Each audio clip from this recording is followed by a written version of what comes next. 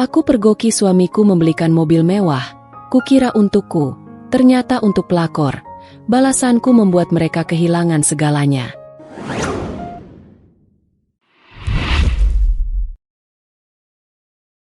Pagi itu, matahari menyinari perlahan dari balik jendela kamar yang tirainya setengah terbuka. Cahaya lembut masuk menyingkap suasana kamar bernuansa hangat dengan cat krem muda yang menenangkan. Di sisi ranjang, Aisyah baru saja membuka matanya. Ia terbiasa bangun lebih awal meski semalam baru selesai lembur mengerjakan laporan untuk kantornya. Wanita itu melangkah pelan keluar dari ranjang. Jilbab tidur berwarna pastel masih menutupi rambutnya. Ada ketenangan sekaligus rasa syukur setiap kali ia memulai hari. Aisyah dikenal sebagai wanita karir yang disiplin. Namun di rumah ia tidak pernah melepaskan peran sebagai istri. Ia berjalan menuju dapur, menyalakan kompor, dan mulai menyiapkan sarapan. Suara panci beradu dengan spatula. Aroma bawang putih yang ditumis menyebar memenuhi ruang kecil itu. Sambil memasak, ia sesekali melirik jam dinding, memastikan semua tepat waktu karena sebentar lagi Fandi akan bangun. Fandi, suaminya, masih terlelap di kamar. Pria itu memiliki postur tegap, rambut yang selalu tersisir rapi, dan biasanya berangkat kerja dengan setelan formal. Aisyah sering merasa bangga karena banyak orang melihat Fandi sebagai suami idaman, pekerja keras, karir stabil, dan dikenal ramah di lingkungannya. Namun bagi Aisyah, kebanggaan itu bukan sekadar tentang pekerjaan suaminya, melainkan tentang kesempatan bisa membersamai perjalanan hidup bersama. Usai menata hidangan di meja makan, roti panggang, telur dadar, dan segelas jus jeruk, Aisyah bergegas mandi, lalu mengenakan gamis biru muda yang dipadu jilbab segi 4 berwarna senada. Ia menatap pantulan dirinya di cermin. Wajahnya yang teduh tidak pernah berhias berlebihan. Cukup bedak tipis dan lip balm agar tidak pucat. Ia ingin tampil rapi untuk suaminya, meski dalam hatinya sering terlintas rasa rindu akan perhatian lebih. "Sayang, sudah bangun?" Suaranya lembut terdengar dari pintu kamar ketika ia melangkah kembali. Fandi bergerak pelan, mengucek matanya sebelum menoleh ke arah Aisyah. Sudah. Kamu udah siap-siap ya?" "Sudah. Sarapan juga sudah aku siapkan," jawab Aisyah sambil tersenyum tipis. Mereka kemudian duduk bersama di meja makan. Suasana awalnya hening, hanya terdengar suara sendok beradu dengan piring. Aisyah mencoba membuka percakapan. "Di kantor kamu ada rapat hari ini, Mas?" tanyanya dengan nada biasa. "Ya, ada. Seperti biasa. Rapat mingguan. Mungkin agak lama selesai," jawab Fandi tanpa banyak ekspresi. Aisyah hanya mengangguk. Ia terbiasa dengan jawaban singkat itu. Walau ada rasa ingin bercerita lebih panjang, ia memilih tidak memaksa. Ia tahu kesibukan Fandi berbeda dengan dirinya, dan sebagai istri ia berusaha memahami. Dalam hatinya, ia berdoa semoga suaminya selalu diberikan kelancaran dalam setiap urusan. Setelah selesai makan, Fandi beranjak ke kamar untuk berganti pakaian kerja. Jas hitam, kemeja putih, dan dasi biru tua menjadi pilihannya pagi itu. Aisyah membantunya merapikan dasi, lalu menepuk pelan bahunya. "Hati-hati di jalan, Mas." Fandi mengangguk sambil tersenyum singkat. "Iya. Kamu juga jangan lupa sarapan sebelum ke kantor." Mobil Fandi keluar dari garasi, meninggalkan rumah mungil yang pagi itu terasa lebih sepi. Aisyah berdiri di depan pintu, menatap punggung mobil yang menjauh. Ada perasaan hampa setiap kali suaminya berangkat kerja, meski ia sendiri juga akan sibuk di kantor.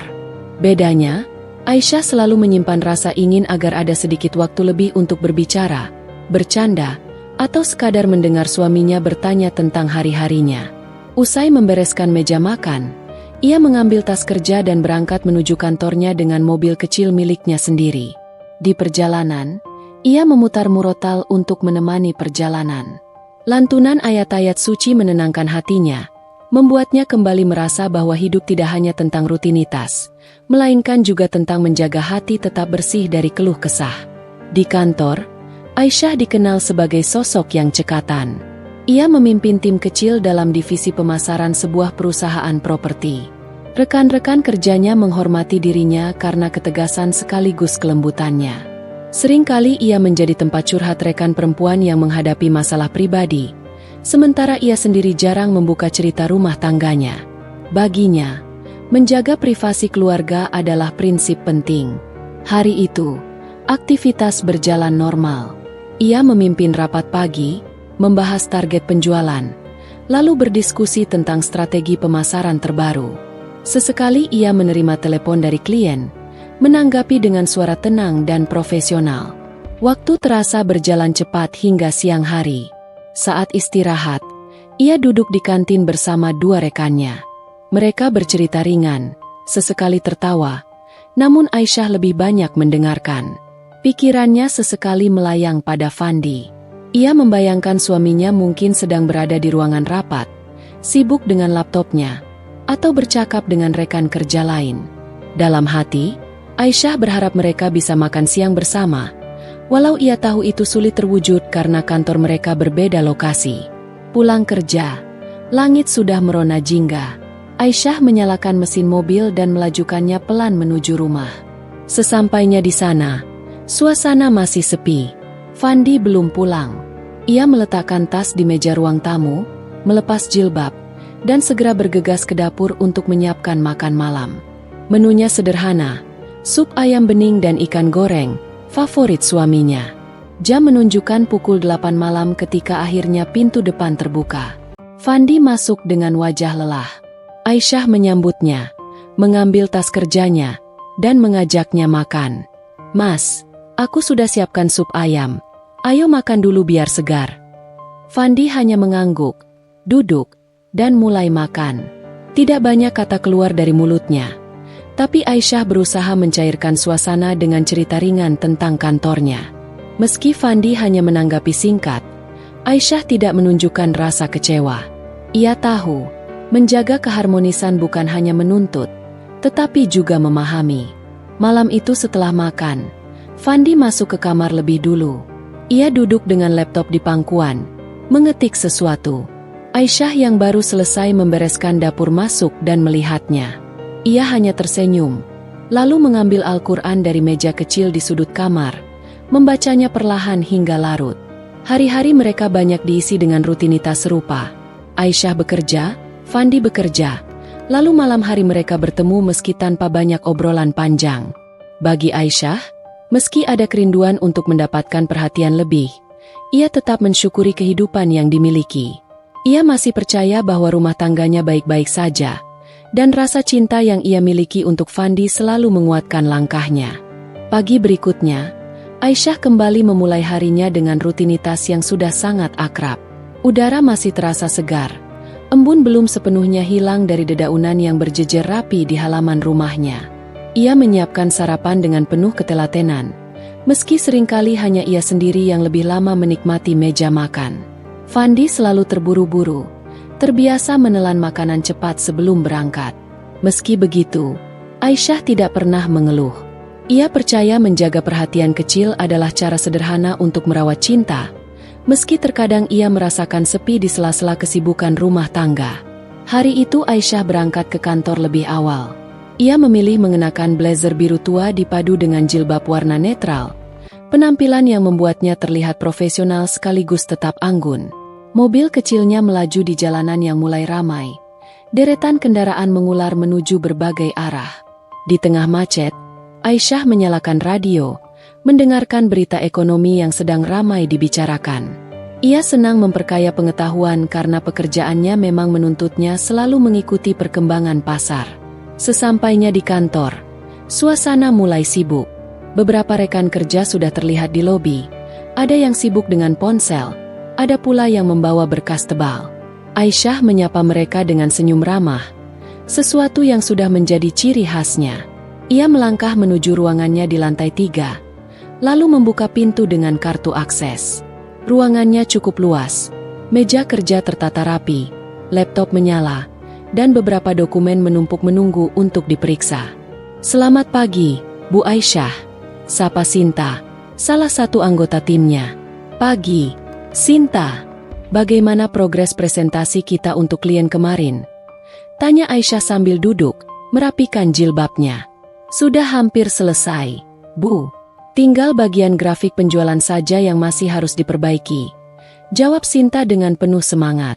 Baik, kamu koordinasikan dengan Dimas, ya. Pastikan sore ini sudah rapi karena besok pagi kita harus presentasi. Sinta mengangguk sebelum kembali ke mejanya. Aisyah lalu membuka laptop, memeriksa email, dan membaca laporan. Sesekali ia menandai bagian penting dengan stabilo pada dokumen cetak, lalu menuliskan catatan kecil dengan rapi. Baginya, keteraturan adalah kunci untuk menghindari kekacauan. Jam 9 pagi, rapat internal dimulai. Semua anggota tim berkumpul di ruang meeting. Aisyah memimpin dengan tenang, membahas strategi pemasaran untuk proyek perumahan baru. Ia menjelaskan dengan detail tentang target pasar, metode promosi, hingga perhitungan anggaran. Rekan-rekan mendengarkan dengan seksama, beberapa mencatat, beberapa mengajukan pertanyaan. Di tengah rapat, telepon genggam Aisyah bergetar. Ia melirik layar sebentar. Nama Fandi muncul. Ia memutuskan tidak mengangkat karena rapat sedang berlangsung. Setelah rapat selesai, ia segera menghubungi kembali, namun telepon tidak diangkat. Ia menuliskan pesan singkat, menanyakan apakah Fandi sudah makan pagi. Tidak ada balasan. Ia menghela napas pelan, lalu kembali fokus pada pekerjaannya. Siang hari, Aisyah pergi ke kantin bersama dua rekannya, Maya dan Dimas. Mereka duduk di pojok ruangan, memesan nasi ayam penyet dan teh hangat. Obrolan pun mengalir, mulai dari pekerjaan, tren properti, hingga hal-hal ringan tentang keluarga. Mbak Aisyah, kalau sibuk kerja begini, suami nggak protes? Tanya Maya sambil tersenyum. Aisyah ikut tersenyum. Alhamdulillah, sejauh ini masih bisa saling mengerti. Aku juga usahakan meski sibuk, tetap memperhatikan rumah. Memang kadang ada capeknya, tapi ya itu bagian dari tanggung jawab. Dimas menimpali. Saya kagum sama Mbak, bisa bagi waktu antara rumah dan kantor. Banyak orang yang sulit menyeimbangkan dua hal itu. Aisyah menatap mereka berdua, lalu berkata lirih. Kuncinya sabar dan komunikasi, meski kadang tidak selalu mulus. Dalam hati, ia sadar bahwa komunikasi dengan Fandi tidak selalu berjalan seperti yang ia ucapkan. Ada kalanya ia merasa berbicara sendiri. Namun Aisyah tidak ingin mengeluh di depan rekan-rekannya. Ia percaya menjaga nama baik keluarga adalah bagian dari harga diri. Setelah makan siang, Aisyah kembali ke ruangannya. Ia memeriksa hasil revisi presentasi dari Sinta dan Dimas. Saat itu telepon genggamnya berdering. Kali ini dari sahabat lamanya, Laila. Assalamualaikum, Ais. Lagi sibuk, ya? Suara ceria terdengar. Waalaikumsalam. Lah, alhamdulillah. Nggak terlalu sibuk. Ada apa? Aku cuma kangen ngobrol. Kamu sehat kan? Gimana Fandi? Aisyah terdiam sejenak, lalu menjawab. Alhamdulillah sehat. Dia sibuk kerja, seperti biasa. Syukurlah. Kamu jangan terlalu capek, ya? Jangan lupa jaga kesehatan. Mereka mengobrol beberapa menit, lalu menutup telepon. Obrolan singkat itu membuat hati Aisyah sedikit hangat. Ia merasa diperhatikan. Sesekali, ia memang merindukan percakapan ringan seperti itu dengan Fandi. Waktu berjalan cepat hingga sore. Presentasi tim selesai, laporan harian selesai ditandatangani, dan jam kerja pun berakhir. Aisyah membereskan meja, lalu turun menuju parkiran. Di perjalanan pulang, ia menelpon Fandi. Kali ini telepon tersambung. Halo, Mas. Lagi di mana? Tanyanya pelan. Masih di kantor. Ada kerjaan tambahan. Kamu pulang aja duluan, jangan tunggu aku. Jawab Fandi dengan nada tergesa. Baik, Mas. Jangan lupa makan malam, ya? Ya, nanti. Sambungan telepon berakhir begitu saja. Aisyah menggenggam ponsel erat-erat, merasakan sesuatu yang sulit dijelaskan. Ia tidak ingin berprasangka, namun sikap Fandi akhir-akhir ini terasa berbeda. Ia mencoba menepis rasa itu dengan mengingatkan diri bahwa semua orang bisa lelah. Semua orang bisa sibuk. Sampai di rumah, ia langsung berganti pakaian, lalu bergegas ke dapur. Malam itu ia menyiapkan sayur asem, tempe goreng, dan sambal. Meja makan ditata. Lilin aromaterapi dinyalakan. Ia berharap suasana makan malam bisa hangat. Namun waktu terus berjalan. Hingga jarum jam menunjukkan pukul 9 malam. Fandi belum juga datang. Aisyah duduk di kursi ruang tamu, membuka mushaf kecil, melantunkan ayat demi ayat untuk menenangkan hatinya. Sekitar pukul 10 lewat, suara mobil terdengar memasuki halaman. Pintu dibuka. Fandi masuk dengan wajah letih. "Kamu belum tidur?" tanyanya singkat. "Belum, Mas. Aku tungguin." "Makan dulu ya. Aku sudah siapin." Fandi hanya mengangguk. Mereka makan dalam diam. Aisyah berusaha mencairkan suasana dengan bercerita sedikit tentang keberhasilan timnya hari itu. Namun Fandi tampak hanya mendengarkan setengah hati. Setelah makan, ia langsung masuk kamar dan sibuk dengan laptop. Aisyah menatap punggung suaminya, lalu menarik napas panjang. Ia tahu kehidupan rumah tangga tidak selalu penuh keindahan. Ada masa-masa sunyi yang harus dijalani. Meski ada perasaan rindu akan kehangatan lama, ia bertekad tetap kuat. Ia percaya bahwa selama ia sabar dan berusaha, rumah tangganya akan baik-baik saja. Hari-hari di rumah itu masih berjalan seperti biasa. Namun Aisyah mulai merasakan ada sesuatu yang berubah pada suaminya. Perubahan itu tidak terjadi secara tiba-tiba, melainkan perlahan, seperti tetesan air yang lama-lama mampu melubangi batu. Ia menyadarinya sejak beberapa pekan terakhir, ketika Fandi semakin sering pulang larut, lebih banyak menunduk pada layar ponselnya, dan kerap memberi jawaban singkat setiap kali Aisyah mencoba membuka percakapan. Pagi itu, seperti biasa, Aisyah menyiapkan sarapan sederhana. Roti bakar, selai kacang, dan secangkir teh hangat tersaji di meja makan.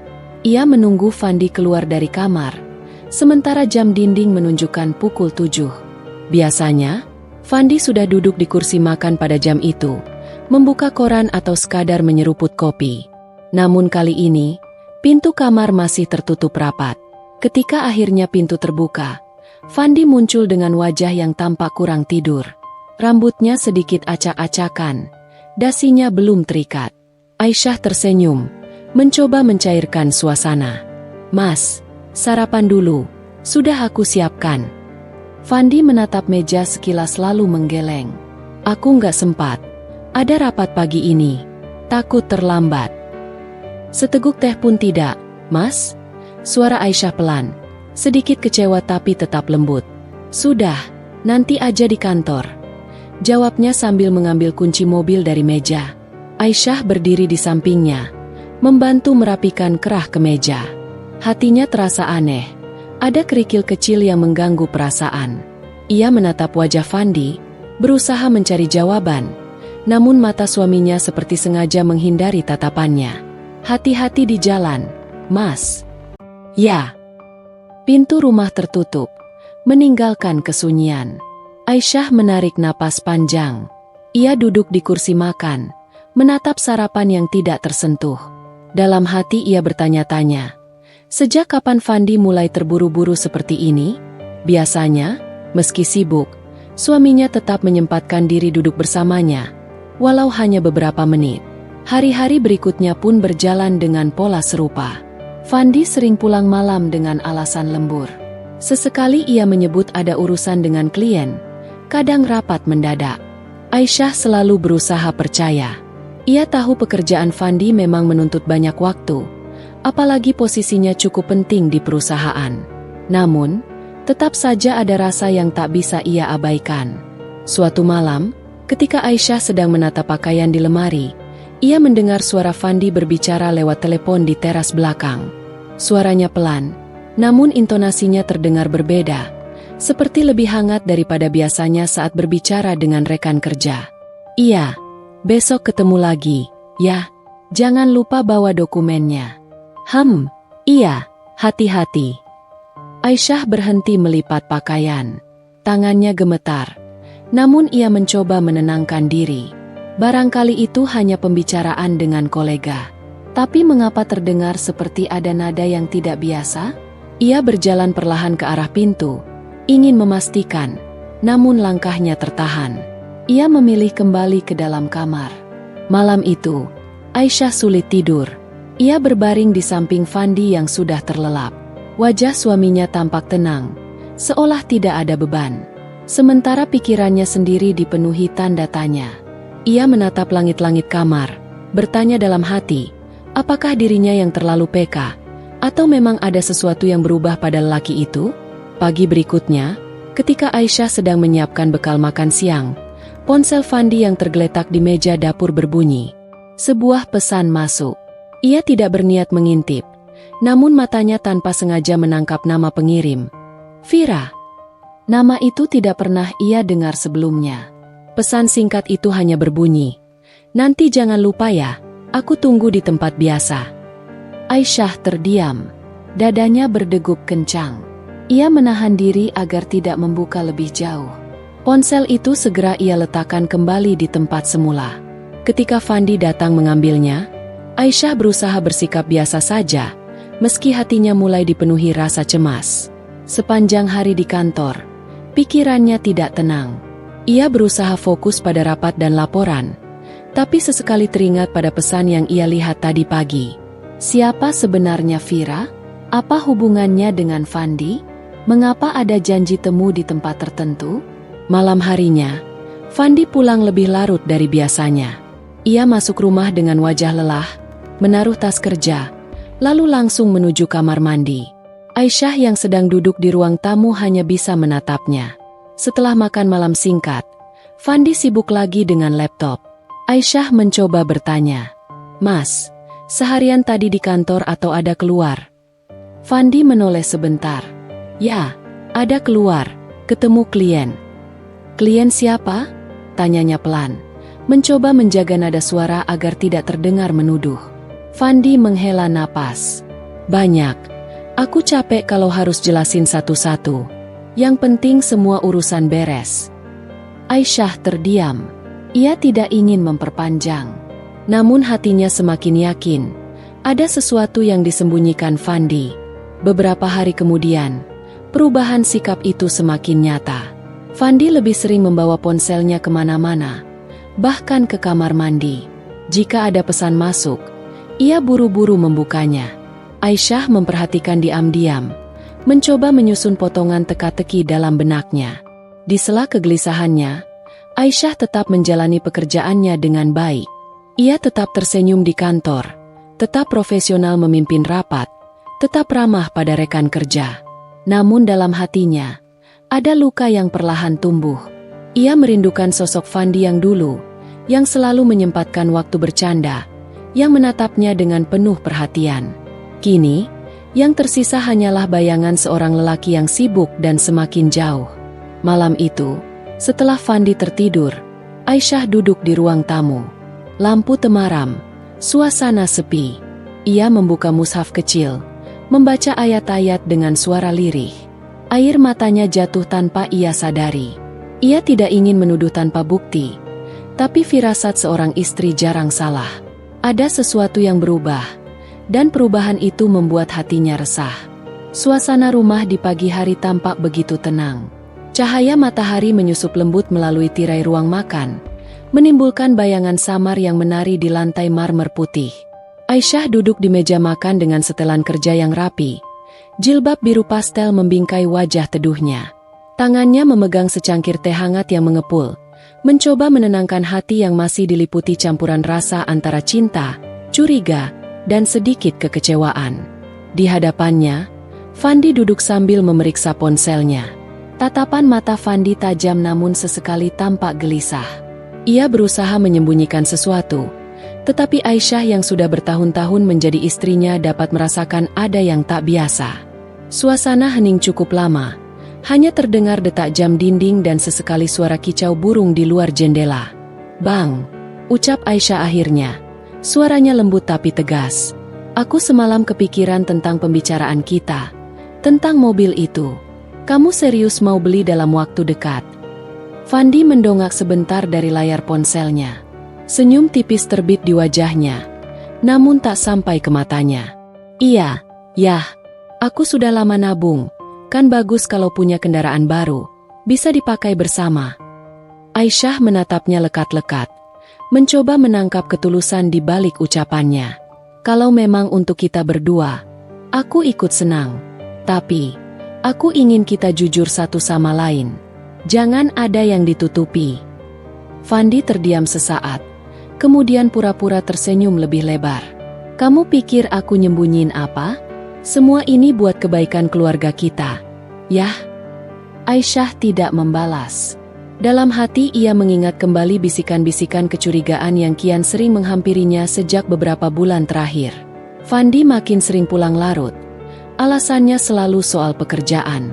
Ponselnya hampir tak pernah lepas dari genggaman, dan notifikasi pesan selalu disembunyikan. Sementara itu, Aisyah juga ingat beberapa rekan kantor yang pernah bercerita tentang rumor seputar Fandi dengan seorang wanita yang kerap datang ke gedung perusahaan. Nama yang disebut, Vira, terngiang jelas di benaknya. Setelah sarapan selesai, Fandi buru-buru beranjak. Aku ada meeting penting pagi ini. Yah, kamu hati-hati di jalan, katanya sambil meraih jasnya. Aisyah hanya mengangguk. Iya, Bang, semoga lancar. Begitu pintu rumah tertutup, Aisyah menghela napas panjang. Ia menatap ponselnya sendiri, sejenak bimbang, lalu mengetik pesan kepada sahabat dekatnya, Rina. Rin, aku merasa ada yang aneh sama Fandi. Aku curiga soal mobil itu.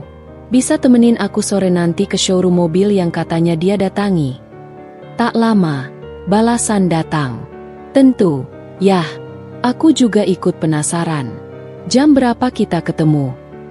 Jam 4 sore, setelah aku pulang kantor. Hari itu berjalan lambat bagi Aisyah. Di kantornya, ia tetap bekerja dengan profesional, memimpin rapat dengan kolega, menyusun laporan proyek, dan mengawasi bawahannya. Namun, pikirannya berkali-kali melayang pada dugaan tentang Fandi dan perempuan bernama Vira. Tatapan matanya sesekali kosong, meski bibirnya tetap tersenyum saat berbicara dengan rekan kerja. Sore hari, sesuai janji, Aisyah bertemu Rina di sebuah kafe kecil dekat showroom mobil mewah yang belakangan ramai dibicarakan. Mereka duduk berhadapan, menyeruput kopi sambil membicarakan rencana. Aku dengar Fandi sering ke showroom ini, Rin. Katanya udah hampir deal untuk 1 unit mobil baru. Ucap Aisyah pelan, suaranya nyaris bergetar. Rina memandangnya dengan tatapan prihatin. Kamu yakin bukan untuk kamu? Mungkin dia memang mau kasih kejutan. Aisyah menggeleng pelan. Kalau memang untuk aku, kenapa rasanya aku nggak dilibatkan sama sekali? Dia terlalu tertutup belakangan ini. Aku takut firasatku benar. Mereka kemudian melangkah masuk ke showroom. Ruangan itu luas, berkilau dengan pantulan lampu-lampu terang di atas mobil-mobil yang berjejer rapi. Aroma khas kulit interior mobil baru memenuhi udara. Aisyah berusaha tetap tenang, namun jantungnya berdetak cepat. Seorang sales mendekat dengan ramah. Selamat sore, ada yang bisa saya bantu, Bu? Aisyah sempat melirik Rina, lalu memberanikan diri. Saya ingin tahu, apakah suami saya, Fandi, sempat datang ke sini beberapa hari terakhir? Sales itu tampak berpikir sebentar, lalu mengangguk. Oh, Pak Fandi? Iya, beliau sempat datang kemarin, bersama seorang wanita. Kalimat itu menghantam dada Aisyah seperti pukulan keras. Ia menahan napas, sementara Rina langsung menggenggam tangannya di bawah meja resepsionis. Wanita? Maksud Anda, bukan saya? Aisyah bertanya dengan suara bergetar, meski ia sudah tahu jawabannya. Sales itu menggeleng. Bukan, Bu. Wanita itu cukup muda, berpenampilan elegan. Kalau tidak salah namanya Vira.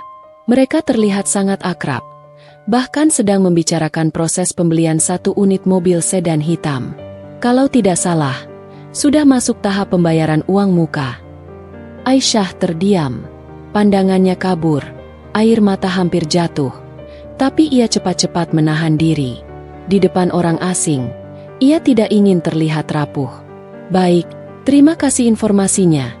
jawabnya singkat, lalu segera menarik Rina keluar dari showroom itu.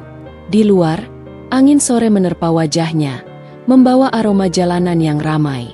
Aisyah berhenti di trotoar, menutup wajah dengan kedua tangannya. Rina merangkul bahunya. "Yah, sabar. Aku tahu ini berat, tapi setidaknya kamu sekarang sudah tahu kenyataannya," ujar Rina dengan nada menenangkan. Aisyah menarik napas panjang, lalu menghapus air mata yang nyaris jatuh. Kalau memang benar mobil itu untuk Vira, berarti selama ini Fandi sudah bohong besar sama aku. Aku nggak bisa diam, Rin. Aku harus pastikan kebenarannya dengan mataku sendiri. Rina menatapnya serius. "Kamu mau apa?" "Aku akan ikuti langkah mereka. Aku harus tahu seberapa jauh hubungan Fandi dengan perempuan itu. Aku nggak mau jadi istri yang dibodohi." Malam itu, di rumah, Aisyah berusaha bersikap biasa saja ketika Fandi pulang. Ia menyajikan makan malam seperti biasa, menyambutnya dengan senyum meski dalam hati ada badai besar. Fandi pun tampak tenang, seolah-olah tak ada yang terjadi. Namun, Aisyah kini sudah memiliki tekad. Ia tahu bahwa langkah berikutnya harus ia jalani dengan cermat. Pagi itu udara di halaman rumah masih terasa segar. Embun menempel di dedaunan. Aroma rumput basah tercium lembut. Aisyah berdiri di depan jendela kamar, memandangi jalanan yang mulai ramai oleh aktivitas warga. Matanya tampak sayu. Semalam ia nyaris tidak tidur karena terlalu banyak pikiran.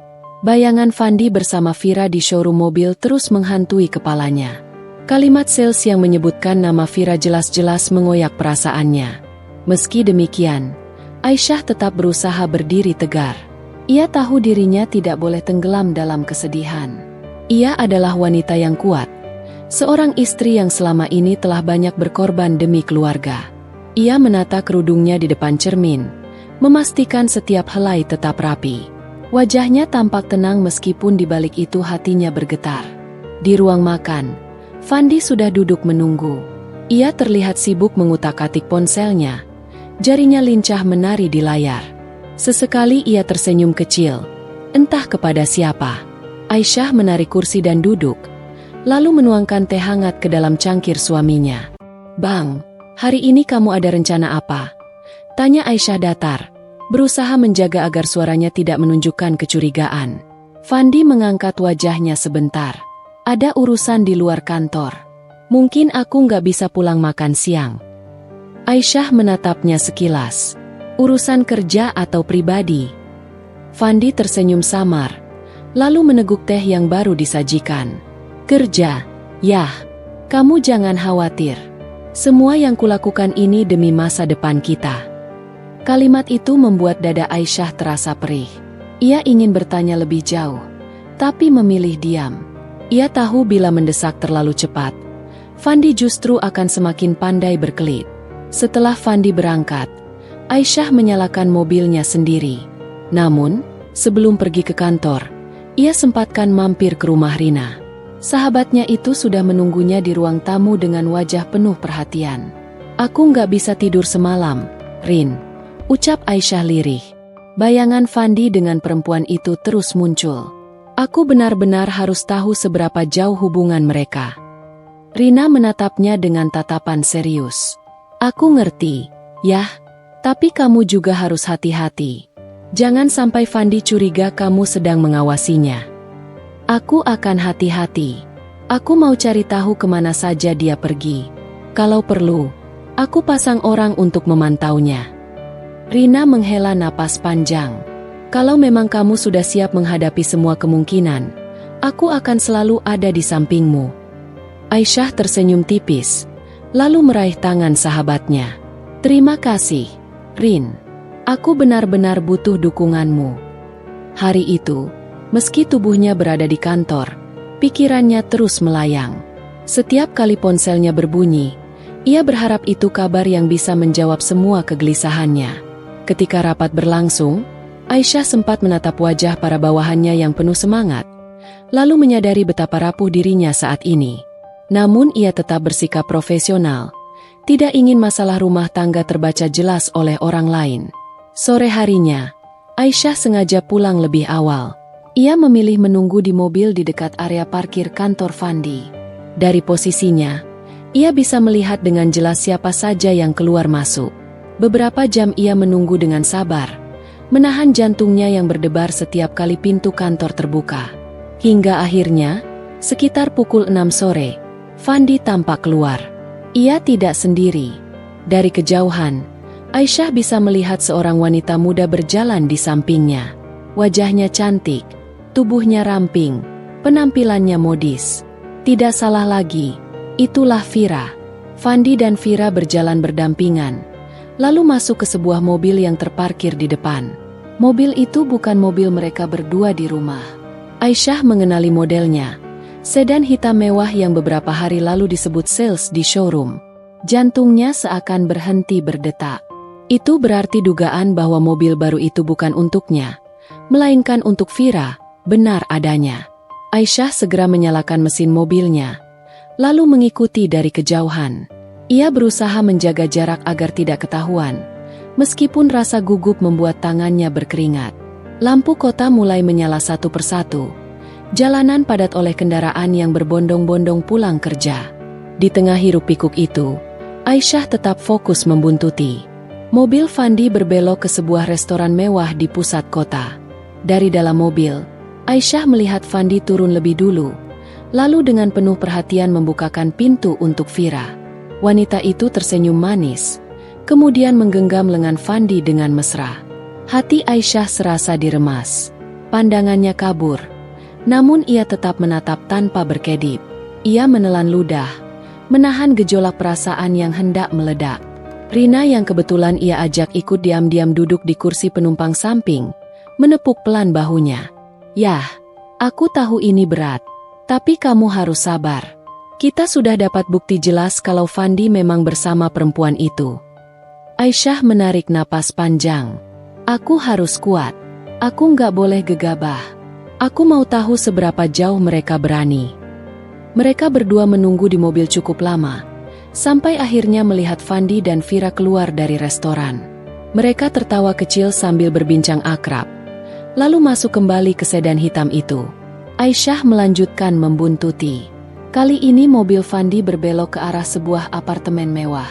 Hati Aisyah makin hancur ketika melihat pasangan itu masuk ke gedung dengan penuh percaya diri, seakan tidak ada beban moral. "Ya Allah," bisik Aisyah. Air matanya jatuh tak terbendung. Rina merangkulnya erat. "Sabar. Yah, kamu sudah melihat sendiri. Tapi kamu juga harus siapkan langkah berikutnya. Jangan biarkan emosi menguasai kamu. Semua harus dilakukan dengan hati-hati." Aisyah mengangguk pelan, meski dadanya bergemuruh. Malam itu ia pulang dengan wajah pucat, tubuh lemah, tapi hatinya dipenuhi tekad baru. Ia sudah melihat bukti dengan matanya sendiri. Kini yang tersisa adalah bagaimana ia merencanakan langkah balasan yang tepat. Ia tidak ingin hanya jadi korban. Ia ingin menunjukkan bahwa seorang istri yang tulus tidak pantas dikhianati begitu saja. Di dalam kamar, setelah membersihkan diri dan mengganti pakaian, Aisyah menatap cermin cukup lama. "Aku harus kuat," ucapnya lirih pada bayangan diri. "Kalau aku diam, aku akan hancur.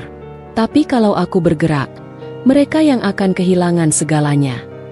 Malam itu terasa begitu sunyi di rumah Aisyah. Lampu ruang tamu menyala redup. Jam dinding menunjukkan pukul 10:30 malam. Fandi belum juga pulang. Aisyah duduk di kursi ruang keluarga dengan tubuh bersandar. Matanya menatap kosong pada televisi yang menyala tanpa benar-benar ia perhatikan. Suara berita hanya menjadi latar. Pikirannya dipenuhi gambar-gambar yang ia lihat sore kemarin. Fandi bersama Vira, tawa mereka, tangan yang berani saling menggenggam, dan sedan hitam mewah yang sudah jelas bukan untuk dirinya. Telepon genggamnya tergeletak di atas meja. Berkali-kali ia melirik layar yang tetap gelap tanpa notifikasi dari Fandi. Hatinya semakin yakin bahwa kebohongan ini sudah terlalu jauh. Ia meremas jemari sendiri, mencoba menahan gejolak marah yang ingin meledak. Namun kesedihan jauh lebih besar merayapi dadanya. Pukul 11:15, suara pintu depan terdengar. Fandi akhirnya pulang. Aisyah segera menegakkan duduknya, berusaha menyembunyikan perasaan. Fandi masuk dengan raut wajah biasa saja, bahkan sempat tersenyum tipis. "Kamu belum tidur?" tanyanya santai sambil melepas sepatu. Aisyah menggeleng. "Aku nunggu kamu." Fandi duduk di sofa, meraih remote, lalu menurunkan volume televisi. "Aku ada rapat mendadak." "Yah, maaf pulangnya larut." Alasan itu membuat Aisyah tersenyum getir. Ia sudah tahu kebenarannya, tetapi memilih tidak langsung menyinggung. "Kamu capek?"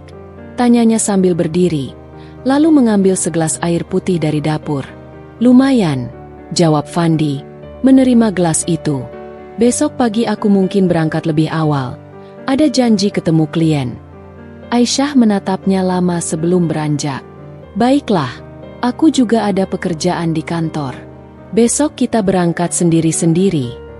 Fandi hanya mengangguk. Ia tampak tidak menyadari tatapan tajam istrinya yang seakan menelanjangi kebohongan. Aisyah lalu masuk ke kamar, berbaring tanpa banyak kata. Malam itu ia menutup matanya dengan paksa, meski pikirannya terus berputar. Keesokan paginya, Aisyah bangun lebih awal. Ia menyiapkan sarapan seperti biasa, meski hatinya terasa hambar. Fandi turun dengan kemeja rapi. Parfum mahalnya menyebar ke seluruh ruangan. Mereka duduk berhadapan di meja makan, berbicara seperlunya. Suasana kaku, seperti dua orang asing yang hanya kebetulan tinggal di satu atap. Setelah Fandi pergi, Aisyah menyalakan ponselnya dan menatap layar lama. Ia teringat percakapannya dengan Rina malam sebelumnya lewat telepon. Rina menyarankan agar Aisyah tidak hanya mengandalkan firasat, tapi mulai mengumpulkan bukti nyata. "Kalau kamu ingin membuka semua kebohongan Fandi, kamu harus sabar dan cerdas. Jangan biarkan emosimu menguasai." "Yah," begitu pesan Rina. Hari itu, sepulang kantor, Aisyah memberanikan diri mendatangi seorang kenalan lama, Anton, yang bekerja sebagai fotografer freelance. Ia tahu Anton kadang menerima pekerjaan sebagai penyelidik swasta. Mereka bertemu di sebuah kafe kecil. Anton menyambutnya ramah, tapi ekspresi wajahnya berubah serius setelah mendengar maksud kedatangannya. "Aku butuh bantuanmu, Ton," kata Aisyah dengan nada mantap meski wajahnya tegang. "Aku ingin tahu kemana saja suamiku pergi, dengan siapa dia bertemu. Aku ingin bukti yang jelas, foto atau video. Bisa kamu lakukan?" Anton menatapnya dalam. "Aisyah, ini berat. Kamu siap kalau hasilnya nanti menyakitkan?" Aisyah menunduk sejenak, lalu mengangkat kepala dengan sorot mata penuh tekad. "Aku sudah lihat dengan mataku sendiri. Aku hanya butuh bukti nyata untuk memastikan langkahku selanjutnya. Aku tidak mau disuapi kebohongan terus-menerus." Anton akhirnya mengangguk. "Baik, aku akan pasang orang untuk mengawasi gerak-gerik Fandi. Tapi butuh waktu. Kamu harus sabar." Pertemuan itu membuat hati Aisyah sedikit lega. Ia tahu kini ia tidak sendirian dalam mencari kebenaran. Malam harinya, ia berusaha bersikap biasa saja di depan Fandi. Bahkan ia menyiapkan makan malam lebih istimewa, meski dalam hatinya ia ingin sekali bertanya dengan nada tinggi. Fandi tampak senang, seolah tidak menyadari badai yang sedang dipersiapkan istrinya. Hari-hari berikutnya berjalan dengan ketegangan yang terselubung. Fandi tetap sering pulang larut. Alasan yang sama terus ia gunakan. Aisyah tidak lagi banyak bertanya, hanya mengamati dengan saksama setiap gerak-geriknya. Sesekali ia pura-pura sibuk dengan ponselnya, padahal diam-diam ia menanti kabar dari Anton.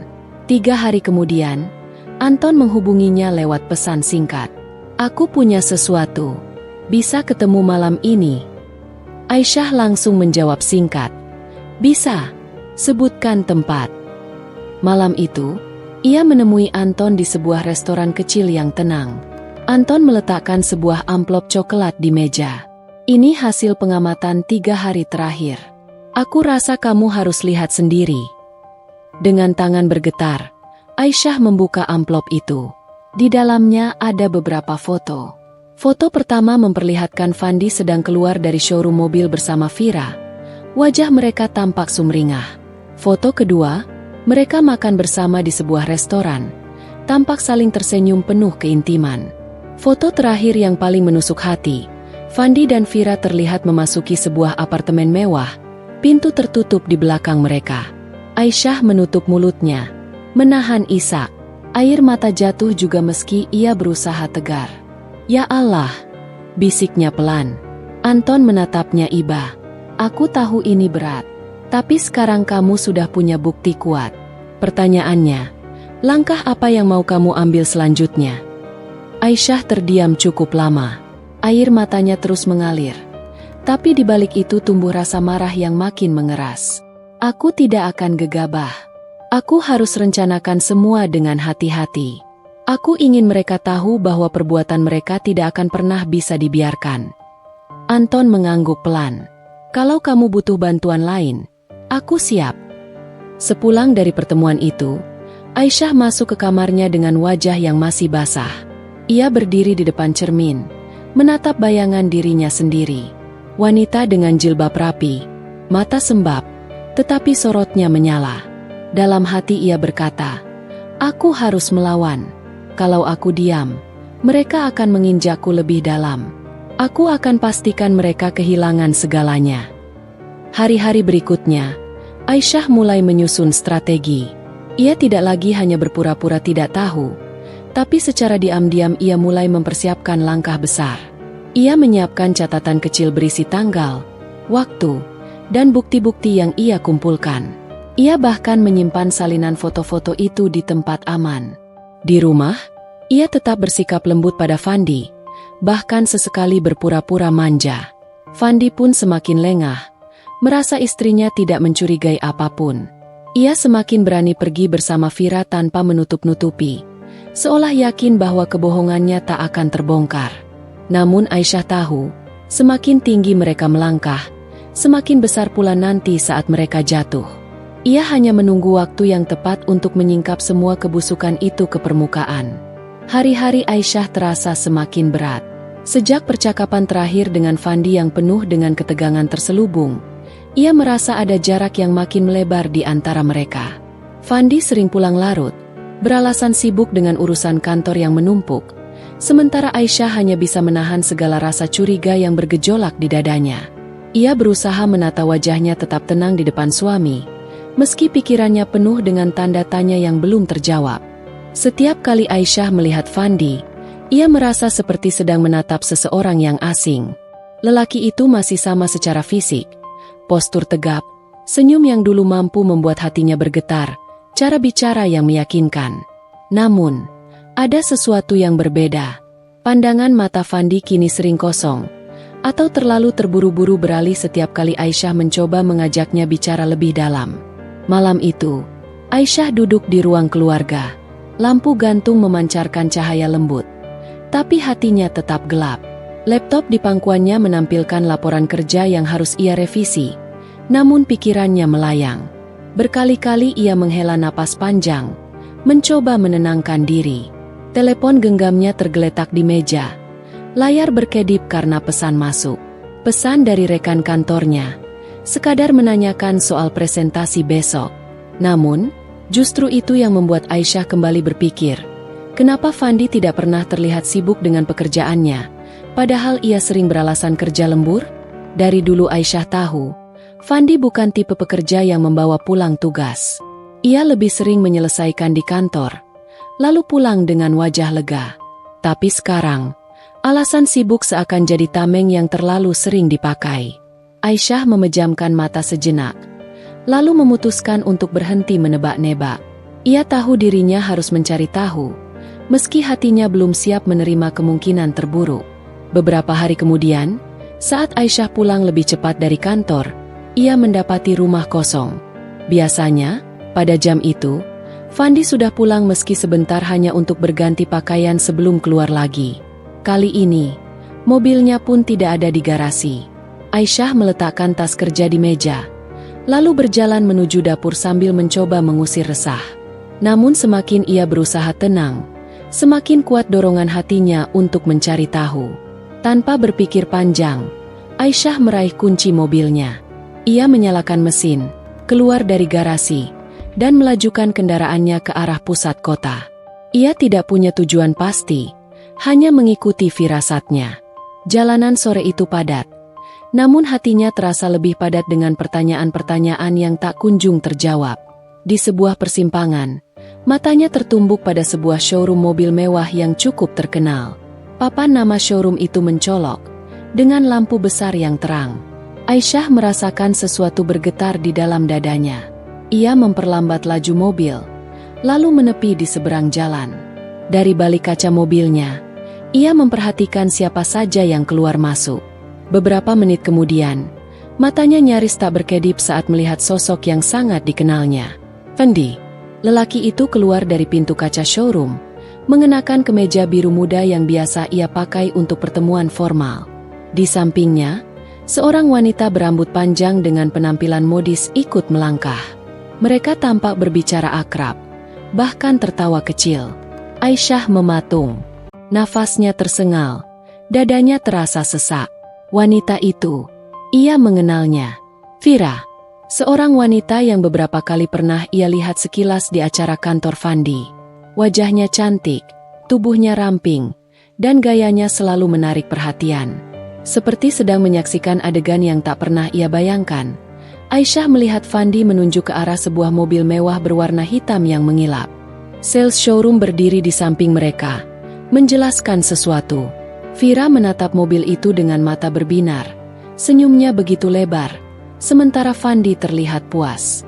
Tak lama kemudian, Vira meraih lengan Fandi dengan manja, dan lelaki itu tidak menepisnya. Aisyah menutup mulutnya dengan tangan, berusaha menahan teriakan yang hampir pecah. Dunia di sekitarnya seakan berhenti. Jalanan ramai, suara klakson terdengar, tapi semua hilang dari telinganya. Yang ada hanya satu kenyataan. Suaminya, Fandi, sedang membelikan mobil untuk wanita lain. Air mata menggenang di sudut matanya, tapi ia cepat-cepat mengusapnya.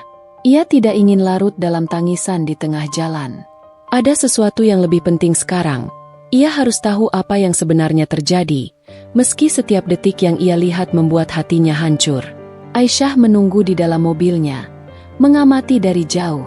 Fandi dan Vira akhirnya masuk ke dalam showroom lagi, mungkin untuk mengurus dokumen pembelian. Setelah sekitar 30 menit, mereka keluar bersama-sama. Fandi menyerahkan sesuatu, kemungkinan besar kunci mobil, kepada Vira. Wajah Vira berseri-seri, seperti anak kecil yang baru mendapat hadiah besar. Mobil mewah itu kemudian dikendarai oleh Vira, sementara Fandi masuk ke mobilnya sendiri. Mereka beriringan meninggalkan showroom. Tanpa pikir panjang, Aisyah menyalakan mesin mobilnya dan mengikuti dari belakang. Sepanjang jalan, tangannya bergetar di atas setir.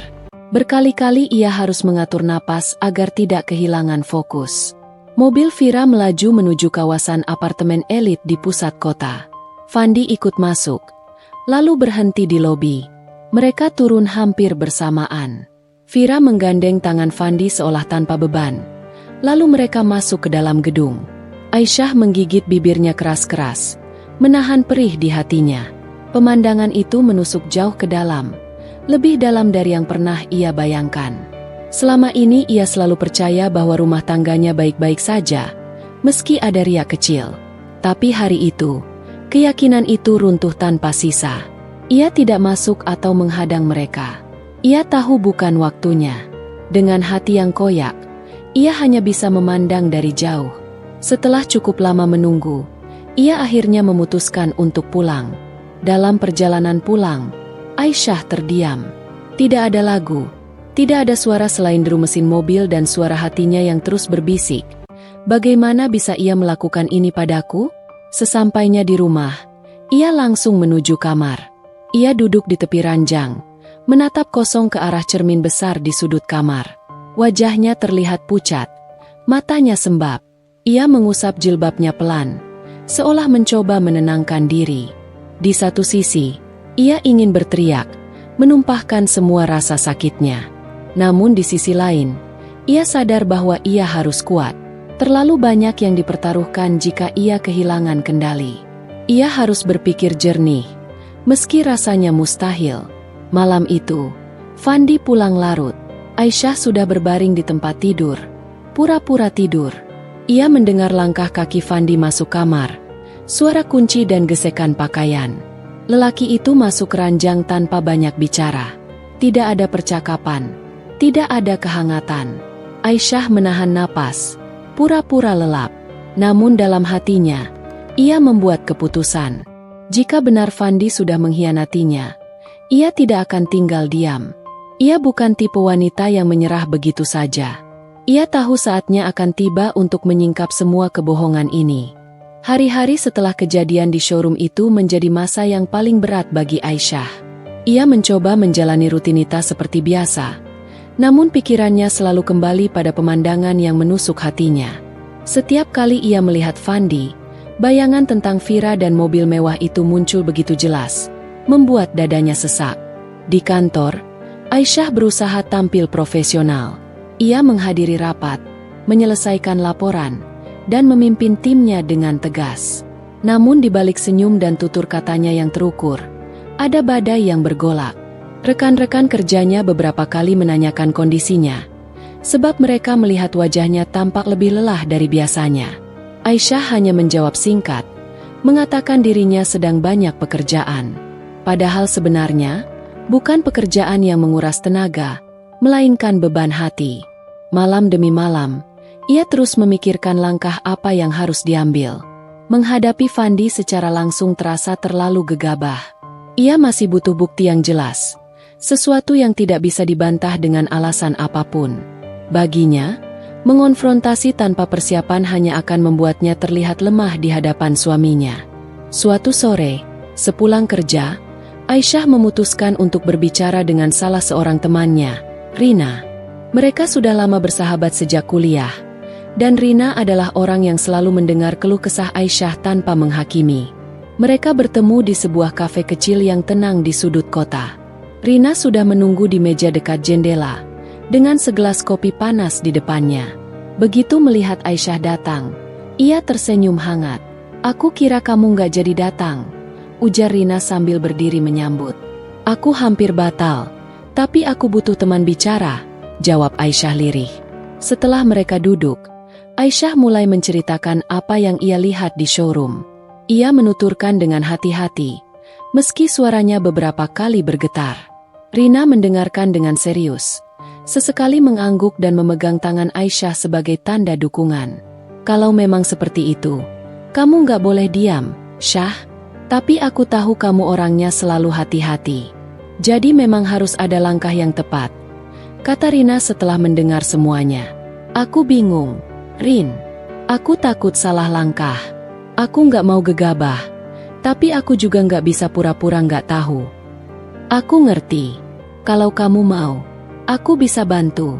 Aku kenal seseorang yang bisa mengawasi gerak-gerik Fandi, semacam detektif pribadi." Aisyah terdiam. Ia tidak pernah membayangkan harus menyewa jasa semacam itu untuk suaminya sendiri. Namun semakin ia pikirkan, semakin masuk akal. Dengan cara itu, ia bisa mendapatkan kebenaran tanpa harus menebak-nebak. "Bisa kamu aturkan?" tanya Aisyah akhirnya. "Bisa. Aku kontak besok. Orangnya bisa dipercaya," jawab Rina mantap. Percakapan itu memberi Aisyah sedikit rasa lega. Ia pulang malam itu dengan hati yang lebih tenang, meski bayangan pengkhianatan Fandi tetap menghantuinya.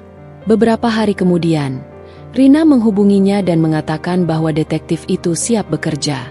Aisyah pun memberikan sejumlah informasi yang diperlukan, jadwal kerja Fandi, kebiasaan harian, dan plat nomor mobilnya. Semuanya ia lakukan diam-diam, tanpa sepengetahuan Fandi. Hari-hari berikutnya, Aisyah menjalani kehidupan dengan wajah datar, seolah tidak terjadi apa-apa. Namun di balik itu, ia menunggu laporan demi laporan dari detektif. Setiap pesan yang masuk ke ponselnya membuat jantungnya berdebar kencang. Laporan pertama datang seminggu kemudian. Detektif itu mengabarkan bahwa Fandi sering mengunjungi apartemen mewah di pusat kota, tempat yang sama dengan yang pernah Aisyah lihat. Foto-foto yang dikirimkan memperlihatkan Fandi masuk bersama seorang wanita. Wajah wanita itu jelas, Vira. Mereka tampak akrab, sering bergandengan tangan, bahkan tertawa lepas. Aisyah menatap foto-foto itu dengan tangan gemetar. Hatinya sakit, tapi ia tidak kaget. Ia sudah menduga. Hanya saja melihat bukti nyata membuat luka itu semakin dalam. Malam itu, saat Fandi pulang, Aisyah memperhatikannya dengan seksama. Lelaki itu masuk rumah dengan wajah lelah, namun tetap menebar senyum kecil. "Hari kamu gimana?" tanyanya seolah tidak ada apa-apa. Aisyah hanya menjawab singkat, lalu beranjak ke dapur. Ia tidak ingin terlalu banyak bicara, takut emosinya meledak. Dari balik pintu, ia mendengar Fandi berbicara di telepon dengan suara rendah. Kata-kata mesra samar-samar terdengar, meski Fandi berusaha menutupinya. Aisyah memejamkan mata, menggenggam erat meja dapur. Ia tahu kepada siapa telepon itu ditujukan. Hari-hari selanjutnya, laporan dari detektif semakin jelas. Fandi dan Vira bertemu hampir setiap hari. Mereka makan malam di restoran mahal, berbelanja bersama, bahkan menginap di apartemen yang sama. Semua itu terdokumentasi dalam foto dan catatan rapi. Setiap kali menerima laporan itu, Aisyah merasa seperti ditikam. Namun, di balik rasa sakit, ada api yang mulai menyala dalam dirinya. Ia tidak akan selamanya menjadi korban. Ada saatnya ia membalikkan keadaan. Suatu malam, Aisyah duduk di meja kerja dengan laptop terbuka. Ia menyusun semua bukti yang ia dapatkan, foto-foto, laporan, dan rekaman percakapan singkat yang berhasil ia simpan. Ia membuat folder khusus, mengamankannya dengan kata sandi. Ia tahu, bukti-bukti ini akan menjadi senjata suatu saat nanti. Di sela pekerjaannya, ia merenung. Hidupnya yang dulu ia kira tenang dan bahagia, ternyata penuh kebohongan. Namun Aisyah bukanlah wanita yang mudah hancur. Ia menyadari, justru dalam keadaan seperti ini ia harus menunjukkan kekuatannya. Malam semakin larut. Fandi sudah tertidur, sementara Aisyah masih terjaga. Ia menatap wajah suaminya yang tampak damai di atas ranjang. Ironis, pikirnya. Wajah itu terlihat begitu tenang. Padahal di baliknya ada pengkhianatan yang menghancurkan hati. Aisyah menarik napas panjang, lalu berbisik pada dirinya sendiri. "Aku akan buktikan bahwa aku bukan wanita lemah. Balasan akan datang, tepat pada waktunya." Pagi itu udara terasa lebih berat dari biasanya. Aisyah bangun lebih awal, menyiapkan sarapan seperti biasa. Namun tangannya bekerja tanpa hati. Pikiran masih dipenuhi oleh laporan detektif yang datang malam sebelumnya. Foto-foto yang dikirim memperlihatkan Fandi dan Vira sedang berbelanja di butik mahal, tertawa sambil saling merangkul. Wajah mereka terlihat begitu bahagia, seolah dunia hanya milik mereka berdua. Sambil mengiris buah di dapur, Aisyah menahan air mata yang hampir jatuh. Ia tahu dirinya tidak boleh rapuh. Semakin hari, ia semakin sadar bahwa permainan ini bukan lagi tentang sekadar perselingkuhan. Ada harga diri, ada kehidupan yang sudah ia bangun selama bertahun-tahun yang dipertaruhkan. Fandi turun ke ruang makan dengan wajah tenang, seperti tidak ada yang terjadi. Ia menyapa singkat, mencium kening Aisyah sebelum duduk. "Kamu kelihatan capek," ucapnya. "Banyak kerjaan," jawab Aisyah datar sambil meletakkan piring di meja. Mereka sarapan tanpa banyak bicara. Aisyah hanya memperhatikan gerak-gerik Fandi dari sudut matanya. Lelaki itu terlihat santai, sesekali membuka ponsel dan membalas pesan dengan senyum samar. Senyum itu bukan senyum untuknya. Aisyah tahu pasti. Setelah Fandi berangkat kerja, Aisyah duduk lama di ruang makan yang sepi. Ia menatap meja kosong, lalu membuka ponselnya. Ada pesan baru dari detektif. Laporan singkat bahwa Fandi malam ini dijadwalkan kembali ke apartemen Vira. Aisyah menggenggam ponselnya erat-erat. Kali ini, ia merasa tidak cukup hanya mengumpulkan bukti. Ia ingin melihat langsung. Meski itu berarti harus menyakiti dirinya lebih dalam. Ia ingin menyaksikan dengan matanya sendiri, bukan hanya dari foto. Malam itu, Aisyah menyusun rencana. Ia berpura-pura lembur di kantor. Padahal diam-diam ia menuju ke apartemen yang sering dikunjungi Fandi. Dengan hati berdebar, ia memarkir mobilnya agak jauh dari pintu masuk. Dari kejauhan, ia bisa melihat mobil Fandi sudah terparkir di sana, tepat di samping mobil mewah yang ia tahu adalah hadiah untuk Vira. Aisyah duduk di dalam mobilnya, menatap ke arah pintu apartemen dengan tatapan kosong. Hatinya remuk, tapi ia memaksa dirinya bertahan. Waktu terasa berjalan lambat, hingga akhirnya ia melihat mereka muncul. Fandi dan Vira keluar bersama, bergandengan tangan seperti pasangan sah. Vira tertawa kecil, lalu menempelkan kepalanya di bahu Fandi. Pemandangan itu menusuk dada Aisyah, membuat napasnya hampir berhenti. Ia ingin keluar, berlari menghampiri, berteriak sekuat tenaga. Namun ia menahan diri. Jika ia muncul saat itu juga, semua akan berakhir tanpa kendali. Ia tidak boleh kalah oleh emosinya. Dengan tangan gemetar, Aisyah mengangkat ponselnya dan mengambil beberapa foto. Setiap jepretan terasa seperti pisau yang menancap di dadanya. Namun ia tahu ini penting.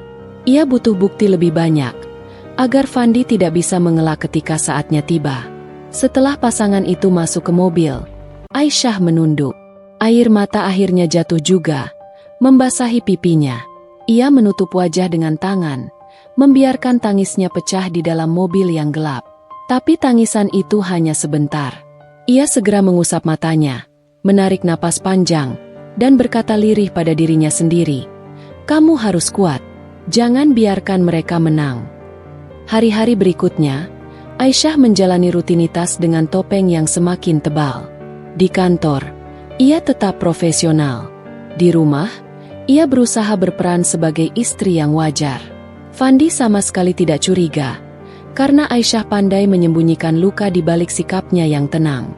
Namun diam-diam, Aisyah mulai menyusun strategi. Ia menyalin semua bukti ke dalam beberapa salinan, menyimpannya di tempat yang berbeda. Ia tidak ingin risiko bukti itu hilang. Ia juga mulai mempelajari lebih dalam aset dan keuangan mereka, sesuatu yang selama ini jarang ia perhatikan. Fandi tidak tahu, tapi sebagian besar harta mereka tercatat atas nama bersama. Itu berarti Aisyah punya posisi kuat. Suatu malam, ketika Fandi tertidur, Aisyah membuka laptopnya dan memeriksa catatan investasi serta rekening bersama. Ia terkejut sekaligus marah ketika mendapati ada sejumlah besar uang yang ditarik dalam beberapa bulan terakhir. Uang itu, menurut catatan, digunakan untuk pembelian aset pribadi. Ia bisa menebak aset itu bukan untuk keluarga, melainkan untuk Vira. Rasa sakit bercampur amarah membuat tubuh Aisyah bergetar. Namun ia tersenyum tipis. "Baiklah, kalau itu jalan yang kamu pilih, aku juga akan menyiapkan jalanku sendiri," gumamnya. Hari-hari selanjutnya, ia semakin teliti. Setiap pergerakan Fandi ia catat. Setiap pengeluaran mencurigakan ia simpan datanya. Perlahan-lahan, potongan puzzle mulai tersusun. Semakin jelas bahwa Fandi sudah menyiapkan kehidupan baru bersama Vira, seolah-olah Aisyah tidak pernah ada. Di sisi lain, Aisyah tidak membiarkan dirinya larut dalam kesedihan. Ia memperkuat dirinya dengan doa dan dukungan dari Rina. Sahabatnya itu selalu ada, memberi semangat dan mendengarkan setiap cerita. "Kamu itu jauh lebih kuat dari yang kamu kira. Jangan biarkan mereka mengira kamu lemah," kata Rina suatu malam saat mereka berbicara lewat telepon. Kata-kata itu menancap di hati Aisyah. Ia tahu dirinya tidak boleh sekadar bertahan. Ia harus melawan, dengan cara yang cerdas dan tepat. Balasan itu harus datang pada waktunya, dan ketika itu terjadi, Fandi dan Vira akan kehilangan segalanya. Malam demi malam, Aisyah terus menyiapkan dirinya. Ia mulai menghubungi seorang pengacara, meski masih secara rahasia. Ia menceritakan sebagian kasus, tanpa menyebut nama. Sang pengacara memberinya banyak masukan, termasuk soal hak dan posisi Aisyah jika sampai terjadi perceraian. Informasi itu semakin menguatkan langkahnya. Namun Aisyah tidak ingin terburu-buru. Ia ingin memastikan saat ia melangkah, tidak ada celah bagi Fandi untuk berkelit. Ia menunggu dengan sabar, sambil terus mengumpulkan bukti dan menjaga sikap di rumah.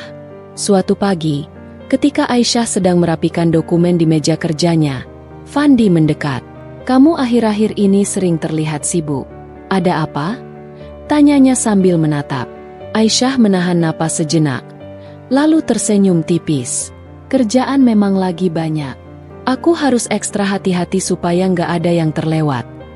Fandi mengangguk, seolah puas dengan jawaban itu. Ia lalu berlalu, tidak menyadari bahwa wanita di depannya sedang menyiapkan sesuatu yang bisa menghancurkan dunianya. Aisyah menatap punggung suaminya yang menjauh. Dalam hati, ia berbisik, "Tunggu saja, saatnya akan tiba." Udara malam terasa dingin ketika Rio melangkah sendirian menuju jalan kecil yang biasa dilaluinya sepulang kuliah. Langkahnya pelan, seolah setiap pijakan mengandung beban pikiran yang sulit ia lepaskan. Di sepanjang jalan, lampu jalanan yang redup hanya memberikan cahaya samar, membuat bayangan tubuhnya memanjang di aspal. Suara motor sesekali melintas, menambah kesan sepi di malam itu. Di kepalanya, Rio terus memikirkan kata-kata Buma yang sore tadi. Wanita parubaya itu menegurnya karena ia terlihat murung sejak beberapa hari terakhir. "Kalau ada masalah, Nak, jangan dipendam sendiri. Kamu bisa cerita sama ibu." Begitu ucapnya dengan suara lembut. Kalimat itu masih terngiang-ngiang, membuat hati Rio hangat sekaligus semakin gelisah. Sebenarnya ia ingin sekali bercerita tentang tekanan kuliah yang semakin berat, tentang keluarganya yang jauh di kampung, juga tentang perasaan bersalah karena sering makan di warteg Bumayang tanpa membayar. Namun lidahnya keluh. Ada semacam tembok yang menahan kata-kata keluar. Tembok yang ia bangun sendiri karena takut dianggap menyusahkan. Langkah Rio berhenti sejenak di dekat taman kecil tak jauh dari kosnya. Ia duduk di bangku kayu yang catnya sudah mengelupas, memandangi langit yang dipenuhi bintang. Udara malam menusuk kulit, tapi ia justru merasa sedikit tenang. Sesekali ia menarik napas panjang, mencoba meredakan kegundahan di dada. Di kejauhan, terdengar suara anak-anak yang masih bermain, disusul tawa riang mereka. Rio tersenyum tipis. Ia jadi ingat masa kecilnya di kampung. Saat malam tiba, ia dan teman-temannya sering bermain petak umpet di halaman rumah. Tak ada rasa cemas tentang esok hari, tak ada tekanan ujian, tak ada kekhawatiran soal uang. Semuanya sederhana, penuh tawa. Namun kenangan itu cepat tergantikan oleh kenyataan. Kini, setiap hari ia harus memikirkan uang kontrakan kos, biaya kuliah, fotokopi materi, hingga ongkos transportasi. Semua itu menumpuk, membuat dadanya sesak. Di warteg Bumayang, ia memang selalu merasa lebih baik. Wanita itu memperlakukannya layaknya anak sendiri, menyediakan makanan meski Rio tak selalu mampu membayar. Rere, putri semata wayangnya, juga tak pernah bersikap sinis meski jelas-jelas tahu keadaan Rio. Gadis itu justru kerap menyemangati, memberinya senyum, bahkan kadang membantu meminjamkan buku kuliah yang ia butuhkan. Rio beranjak dari bangku taman dan melanjutkan langkah menuju kos. Sesampainya di kamar kecilnya yang sederhana, ia meletakkan tas dengan hati-hati lalu merebahkan tubuh. Matanya menatap langit-langit kamar yang kusam. Suara kipas angin tua yang berdecit menjadi satu-satunya peneman. "Bagaimana aku bisa terus seperti ini?" gumamnya lirih. Keesokan paginya, matahari baru saja menembus tirai ketika Rio bangun. Tubuhnya masih terasa lelah, tapi ia memaksa diri bersiap untuk kuliah. Dengan kemeja kusut dan tas lusuh, ia berangkat menuju kampus. Di perjalanan, perutnya keroncongan. Ia hanya minum segelas air putih tadi pagi. Sampai di kampus, ia segera menuju perpustakaan. Di sana, ia menemukan Rere yang sudah lebih dulu duduk di salah satu meja sambil menekuni buku. Gadis itu mengangkat wajah, lalu tersenyum cerah. "Kamu belum sarapan lagi, ya?" tanyanya tanpa basa-basi. Rio terdiam sejenak, lalu menggeleng sambil tersenyum kikuk. Rere mendesah pelan, kemudian membuka tasnya dan mengeluarkan sebungkus roti. Ia mendorongnya ke arah Rio. "Makan dulu. Kalau enggak, nanti pingsan pas dosen lagi jelasin," ucapnya setengah bercanda. Rio sempat menolak, tapi Rere menatapnya dengan sorot mata yang tak memberi pilihan. Akhirnya ia menerima roti itu, lalu memakannya perlahan. Rasa sederhana roti isi coklat itu entah kenapa terasa begitu hangat. Mereka berdua menghabiskan waktu hingga jam kuliah tiba. Di kelas, Rio mencoba fokus pada penjelasan dosen. Namun pikirannya terus melayang pada kebaikan-kebaikan kecil yang ia terima. Dari Bumayang, dari Rere, Hatinya semakin terhimpit oleh perasaan bersalah sekaligus keinginan kuat untuk bisa membalas. Sepulang kuliah, Rio kembali singgah di warteg. Aroma masakan khas Bu Mayang langsung menyambutnya. Warteg itu ramai, dipenuhi pelanggan yang datang silih berganti.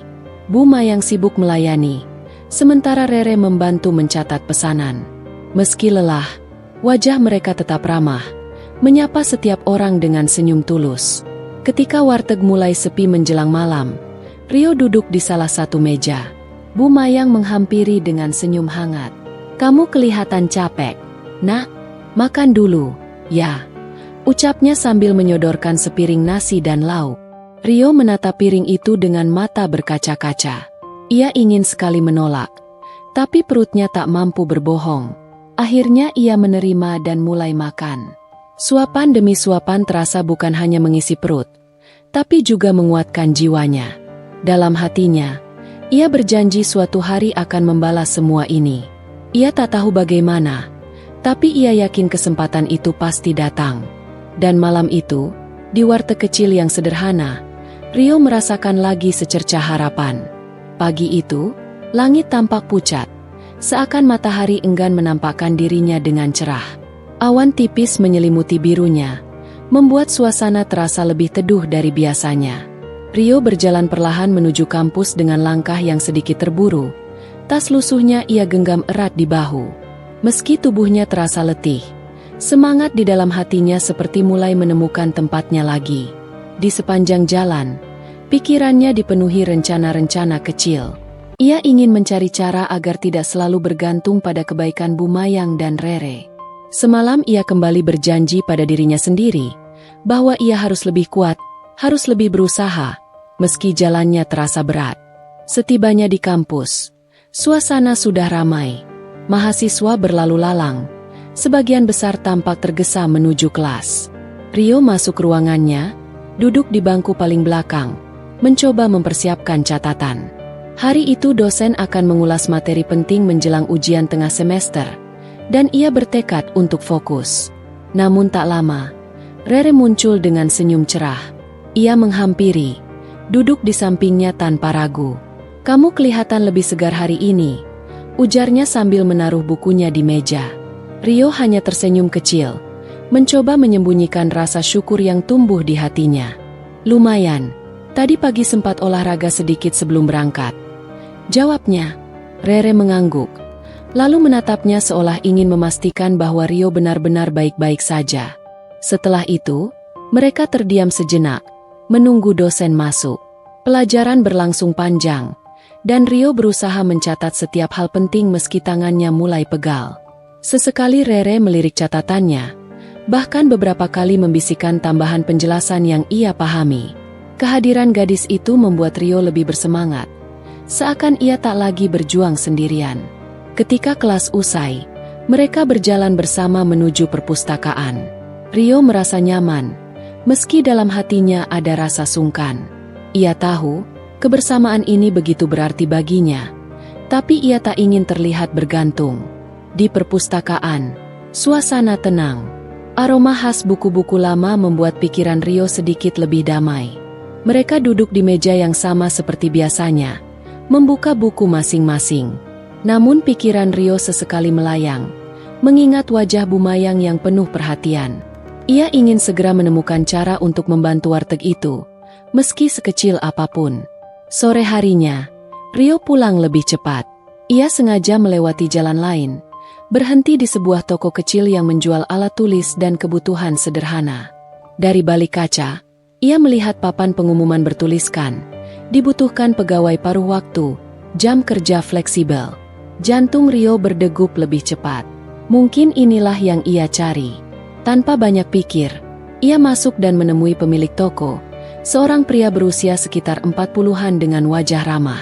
"Pak, saya lihat ada lowongan. Apa masih dibuka?" tanyanya sopan. Pria itu mengangguk, lalu menjelaskan pekerjaannya. Membantu merapikan barang, melayani pembeli, dan menjaga kasir jika diperlukan. Jam kerjanya sore hingga malam, sangat cocok untuk mahasiswa yang masih harus kuliah di pagi hari. Rio mengajukan diri dengan penuh keyakinan. Ia menceritakan sedikit tentang kondisinya, bahwa ia mahasiswa yang membutuhkan pekerjaan tambahan. Pemilik toko tampak menimbang, lalu akhirnya tersenyum. Baiklah, kamu bisa mulai besok. Kita coba dulu beberapa hari. Kalau cocok, lanjutkan. Hati Rio terasa ringan. Ia mengucapkan terima kasih berulang kali, lalu keluar dengan langkah penuh harapan. Untuk pertama kalinya setelah sekian lama, ia merasa punya jalan untuk sedikit meringankan bebannya. Malam itu, ketika ia singgah di warteg Bu Mayang, wajahnya terlihat lebih cerah. Bu Mayang yang sedang merapikan meja langsung memperhatikan. "Kamu kenapa, Nak? Kok senyum-senyum sendiri?" tanyanya penasaran. Rio duduk sambil menahan senyum. "Saya baru saja dapat pekerjaan paruh waktu, Bu. Jadi bisa bantu-bantu sedikit. Nggak selalu merepotkan lagi." Wajah Bu Mayang langsung berbinar. "Alhamdulillah, itu kabar bagus. Kamu memang anak yang rajin." Ibu senang dengarnya. Rere yang mendengar dari balik meja juga tersenyum lebar. "Selamat, Rio. Aku yakin kamu bisa. Jangan terlalu capek, ya. Ingat juga kuliahnya." Ucapan itu menambah hangat suasana. Rio makan malam dengan hati yang lebih lapang, meski lauknya sederhana. Setiap suapan terasa penuh arti, seakan dunia mulai memberinya sedikit ruang untuk bernapas. Hari-hari berikutnya, Rio mulai menyesuaikan diri dengan pekerjaan barunya. Ia datang ke toko setiap sore setelah kuliah, merapikan rak, melayani pembeli, dan sesekali membantu mencatat barang. Meski lelah, ia merasa puas karena mampu berusaha dengan tangannya sendiri. Tentu saja, tubuhnya seringkali merasa letih. Malam-malam ia pulang dengan langkah berat, lalu tidur dengan cepat. Namun setiap kali mengingat wajah Bu Mayang dan Rere, keletihan itu berubah menjadi semangat. Ia ingin bisa membalas kebaikan mereka, sekecil apapun. Suatu malam, setelah selesai bekerja, Rio kembali ke warteg. Warteg itu sudah agak sepi. Rere sedang membereskan piring, sementara Bu Mayang duduk sambil menghitung hasil penjualan hari itu. Rio menghampiri, lalu mengeluarkan sesuatu dari tasnya. Sebuah bungkus plastik berisi buah segar. "Ini, Bu, saya bawa sedikit buat Ibu dan Rere. Nggak seberapa, tapi semoga bisa dinikmati." Bu Mayang menatapnya dengan mata berkaca-kaca. "Nak, kamu ini seharusnya nggak perlu repot-repot. Tapi Ibu senang sekali." "Terima kasih, ya." Rere tersenyum, lalu segera mengambil buah itu untuk dicuci. Mereka bertiga kemudian menikmatinya bersama dengan obrolan ringan. Suasana sederhana itu membuat Rio merasa benar-benar seperti di rumah. Namun di balik semua itu, ia sadar jalan masih panjang. Pekerjaannya belum tentu cukup untuk menutupi semua kebutuhan. Ujian kuliah pun semakin dekat, menuntut konsentrasi lebih. Meski begitu, ia bertekad untuk terus melangkah, apapun rintangannya. Malam semakin larut. Setelah berpamitan, Rio berjalan pulang ke kosnya dengan langkah mantap. Di dalam hati, ia tahu bahwa meski hidupnya penuh kesulitan, ada cahaya kecil yang selalu menuntunnya. Cahaya itu berasal dari kebaikan Bu Mayang dan Rere, serta semangat yang mulai tumbuh dalam dirinya sendiri. Dan ia berjanji, apapun yang terjadi, ia tidak akan menyerah. Karena kini ia punya alasan lebih kuat untuk terus bertahan. Hari itu kampus terasa lebih ramai dari biasanya. Mahasiswa berdesakan di koridor. Sebagian menenteng buku catatan tebal, sebagian lain berbicara dengan suara penuh tekanan. Ujian tengah semester semakin dekat, dan suasana yang biasanya santai kini berganti menjadi hiruk-pikuk penuh kecemasan. Rio berjalan perlahan melewati kerumunan, membawa buku yang sudah ia beri banyak tanda. Meski wajahnya tampak tenang, dalam hatinya juga ada gelombang keresahan. Semalam ia baru saja pulang larut setelah bekerja di toko. Tubuhnya masih terasa lelah, namun ia berusaha untuk tidak menunjukkannya. Ia tahu, ujian ini penting. Jika ia gagal, beasiswanya bisa terancam, dan itu berarti segalanya akan lebih sulit. Di ruang kelas, ia menemukan Rere sudah duduk di bangkunya. Gadis itu menoleh sambil tersenyum, Meski matanya terlihat letih. Aku belajar sampai jam 2 semalam, katanya pelan. Rio duduk di sampingnya, meletakkan buku di meja. Kamu harus jaga kesehatan juga, Rere. Jangan sampai malah sakit pas ujian. Rere tertawa kecil, meski wajahnya tetap serius. Aku tahu, tapi aku nggak mau gagal. Obrolan mereka terhenti ketika dosen masuk, membawa tumpukan kertas.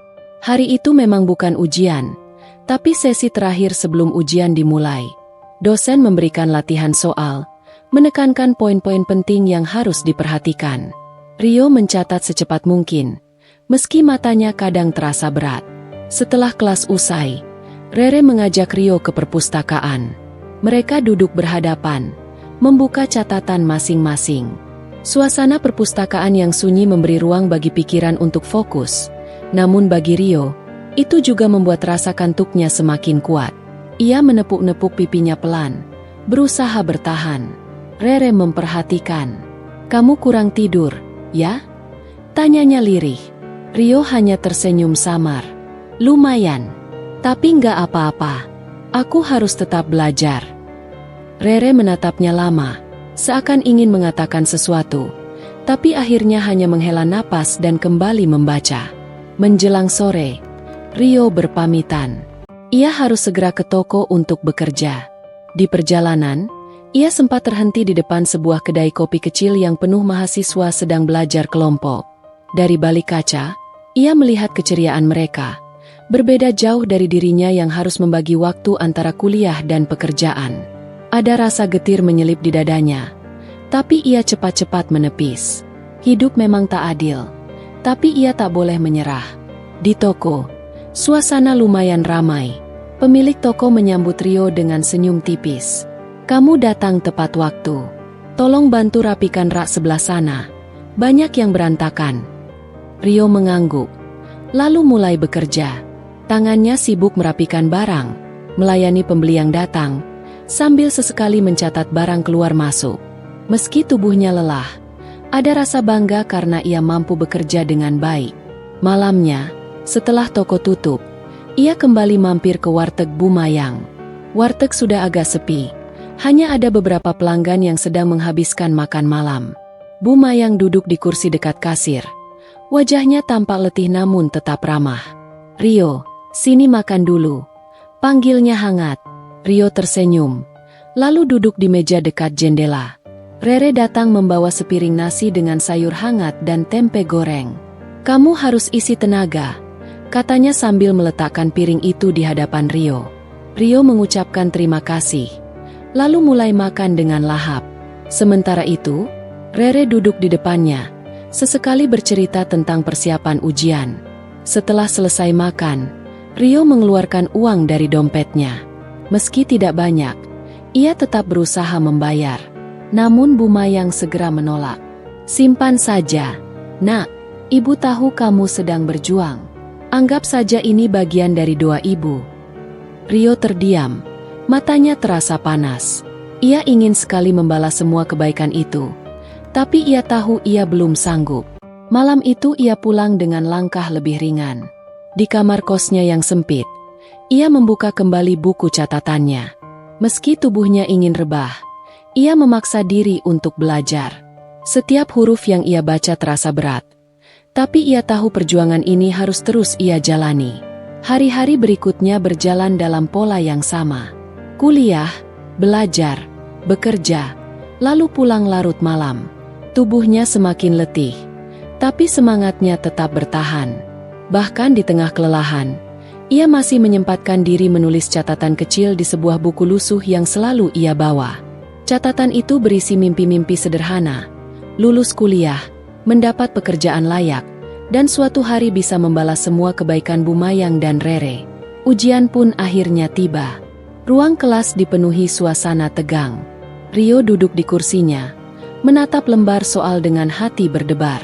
Ia menarik napas panjang, lalu mulai menulis. Waktu terasa berjalan cepat. Tangan Rio bergerak tanpa henti. Meski beberapa soal membuatnya berpikir keras. Di tengah perjuangan itu, ia teringat wajah Bu Mayang dan Rere juga semua malam panjang yang ia lalui. Itu memberinya kekuatan tambahan. Ketika waktu habis, ia menyerahkan kertasnya dengan perasaan campur aduk. Ada lega, ada juga cemas. Namun satu hal pasti, ia telah berusaha sekuat tenaga. Setelah keluar dari kelas, Rere menghampirinya. "Gimana? Kamu bisa?" tanyanya dengan wajah penuh harap. Rio mengangguk pelan. "Insya Allah bisa. Tinggal tunggu hasilnya saja." Rere tersenyum lega. Lalu mereka berjalan bersama menuju luar kampus. Sore itu, langit terlihat indah dengan semburat jingga. Rio menatapnya lama, merasa seolah alam sedang memberi sedikit hadiah setelah semua perjuangan. Namun ia juga sadar, perjalanan belum selesai. Ini baru permulaan. Hasil ujian belum diumumkan, tetapi suasana kampus sudah kembali riuh seperti biasa. Mahasiswa terlihat lebih santai, beberapa sibuk dengan kegiatan organisasi, sebagian lain memilih bersantai di kantin. Namun bagi Rio, ketenangan itu terasa semu. Setiap langkahnya masih dihantui pertanyaan, apakah ia mampu mempertahankan beasiswanya atau tidak. Pagi itu, ia duduk di taman kampus dengan buku di tangan. Angin semilir menyapu wajahnya, dedaunan berguguran di sekitarnya. Meski matanya menatap halaman, pikirannya melayang. Ia teringat malam-malam panjang penuh kelelahan, teringat wajah Bu Mayang yang selalu tersenyum meski lelah, juga Rere yang terus memberi semangat. Semua itu membuat hatinya hangat, namun sekaligus menambah beban karena ia ingin segera membalasnya. Tak lama, Rere datang membawa 2 gelas minuman dingin dari kantin. Ia duduk di samping Rio tanpa banyak bicara, lalu menyerahkan 1 gelas kepadanya. "Kamu kelihatan tegang sekali," katanya dengan nada ringan. Rio menerima gelas itu, menatap cairan dingin yang berkabut. "Aku cuma mikirin hasil ujian," jawabnya jujur. Rere menghela napas. "Aku juga. Tapi kita udah berusaha sekuat tenaga, kan? Jadi apapun hasilnya, itu yang terbaik." Kalimat itu sederhana, tapi menenangkan. Rio meneguk minumannya, membiarkan dinginnya meresap hingga ke dadanya. Sesaat, kecemasan itu mereda. Siang hari, Rio harus bekerja di toko. Pemilik toko memintanya membantu menghitung stok barang karena akhir bulan semakin dekat. Tugas itu membuatnya sibuk hingga sore. Tangannya lelah menulis angka-angka, tapi ia bertahan. Bagi Rio, pekerjaan ini bukan sekadar mencari uang tambahan, melainkan bukti bahwa ia berusaha mandiri. Setelah toko tutup, ia kembali ke warteg. Malam itu warteg cukup ramai. Banyak pelanggan yang datang silih berganti. Bu Mayang tampak sibuk melayani, sementara Rere mondar-mandir membawa piring. Rio langsung ikut membantu tanpa diminta. Ia mengangkat piring kotor, menyapu lantai, bahkan membantu mencatat pesanan. "Rio, kamu ini tamu atau pegawai, sih?" canda salah satu pelanggan dengan tawa kecil. Rio hanya tersenyum, merasa tak perlu menjawab. Baginya, membantu di warteg itu bukan beban. Ia melakukannya dengan tulus. Setelah warteg mulai sepi, Bu Mayang duduk sambil mengusap keringat. "Kamu ini anak baik sekali, Rio. Ibu nggak tahu harus bilang apa lagi. Seharusnya kamu nggak perlu capek-capek bantu begini." Rio menggeleng cepat. "Saya justru senang bisa bantu, Bu. Selama ini ibu sudah banyak nolong saya." Rere menatapnya diam-diam. Ada rasa hangat yang tak bisa ia jelaskan. Malam itu, setelah semua selesai, mereka bertiga duduk sebentar di meja kosong. Hanya ada lampu redup yang menemani, menambah suasana akrab. Rio bercerita sedikit tentang pekerjaannya di toko, tentang harapannya bisa menabung meski sedikit demi sedikit. Bu Mayang mendengarkan dengan penuh perhatian, sesekali mengangguk. "Kamu harus tetap fokus kuliah, Nak," pesan Bu Mayang lembut. "Pekerjaan bisa dicari kapan saja, tapi kesempatan belajar belum tentu datang 2 kali." Rio menunduk hormat. "Iya, Bu. Saya janji nggak akan abaikan kuliah." Hari-hari berikutnya berjalan cepat. Rio semakin terbiasa dengan rutinitas padatnya. Pagi kuliah, sore bekerja, malam kadang membantu di warteg. Tubuhnya lelah, Tapi hatinya justru semakin kuat. Ia mulai merasakan bahwa hidup yang keras ini sedang menempanya. Hingga suatu sore, pengumuman hasil ujian ditempel di papan informasi kampus. Mahasiswa berdesakan ingin melihat namanya. Rio ikut mendekat dengan jantung berdegup kencang. Tangannya sedikit gemetar saat menelusuri deretan nama. Dan di sana, namanya tercetak jelas dengan nilai yang cukup tinggi. Beasiswanya aman. Bahkan beberapa mata kuliah nilainya di atas rata-rata. Rio menghela napas panjang. Rasa lega luar biasa menyapu dirinya.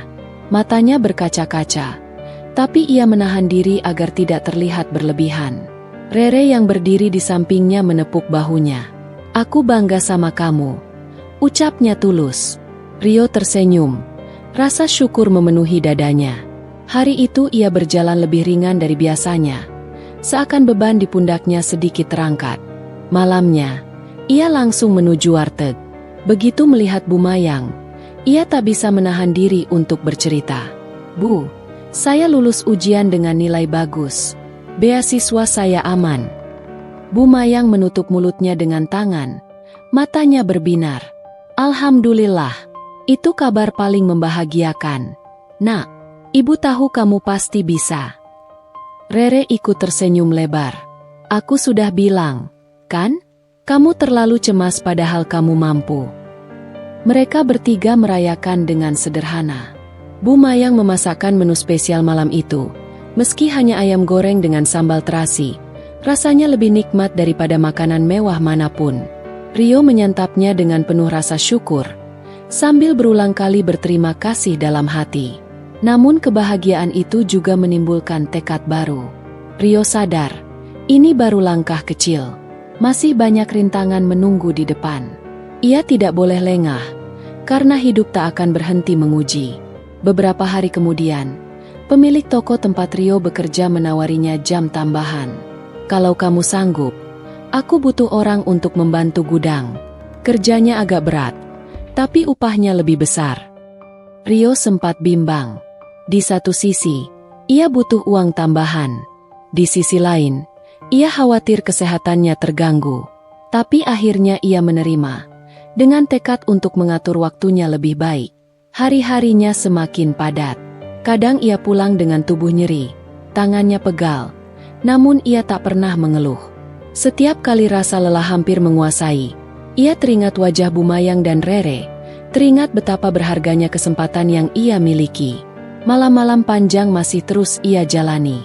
Di kamar kos yang sempit, ia menulis catatan kecil, daftar mimpi, doa, dan janji pada dirinya sendiri. Lembar-lembar itu menjadi penguat ketika semangatnya hampir padam. Suatu malam, saat ia singgah di warteg, Rere memperhatikannya lama. "Rio, kamu jangan terlalu memaksa diri, ya? Aku lihat kamu makin kurus." Rio tersenyum, meski matanya tampak lelah. "Aku baik-baik saja, Rere.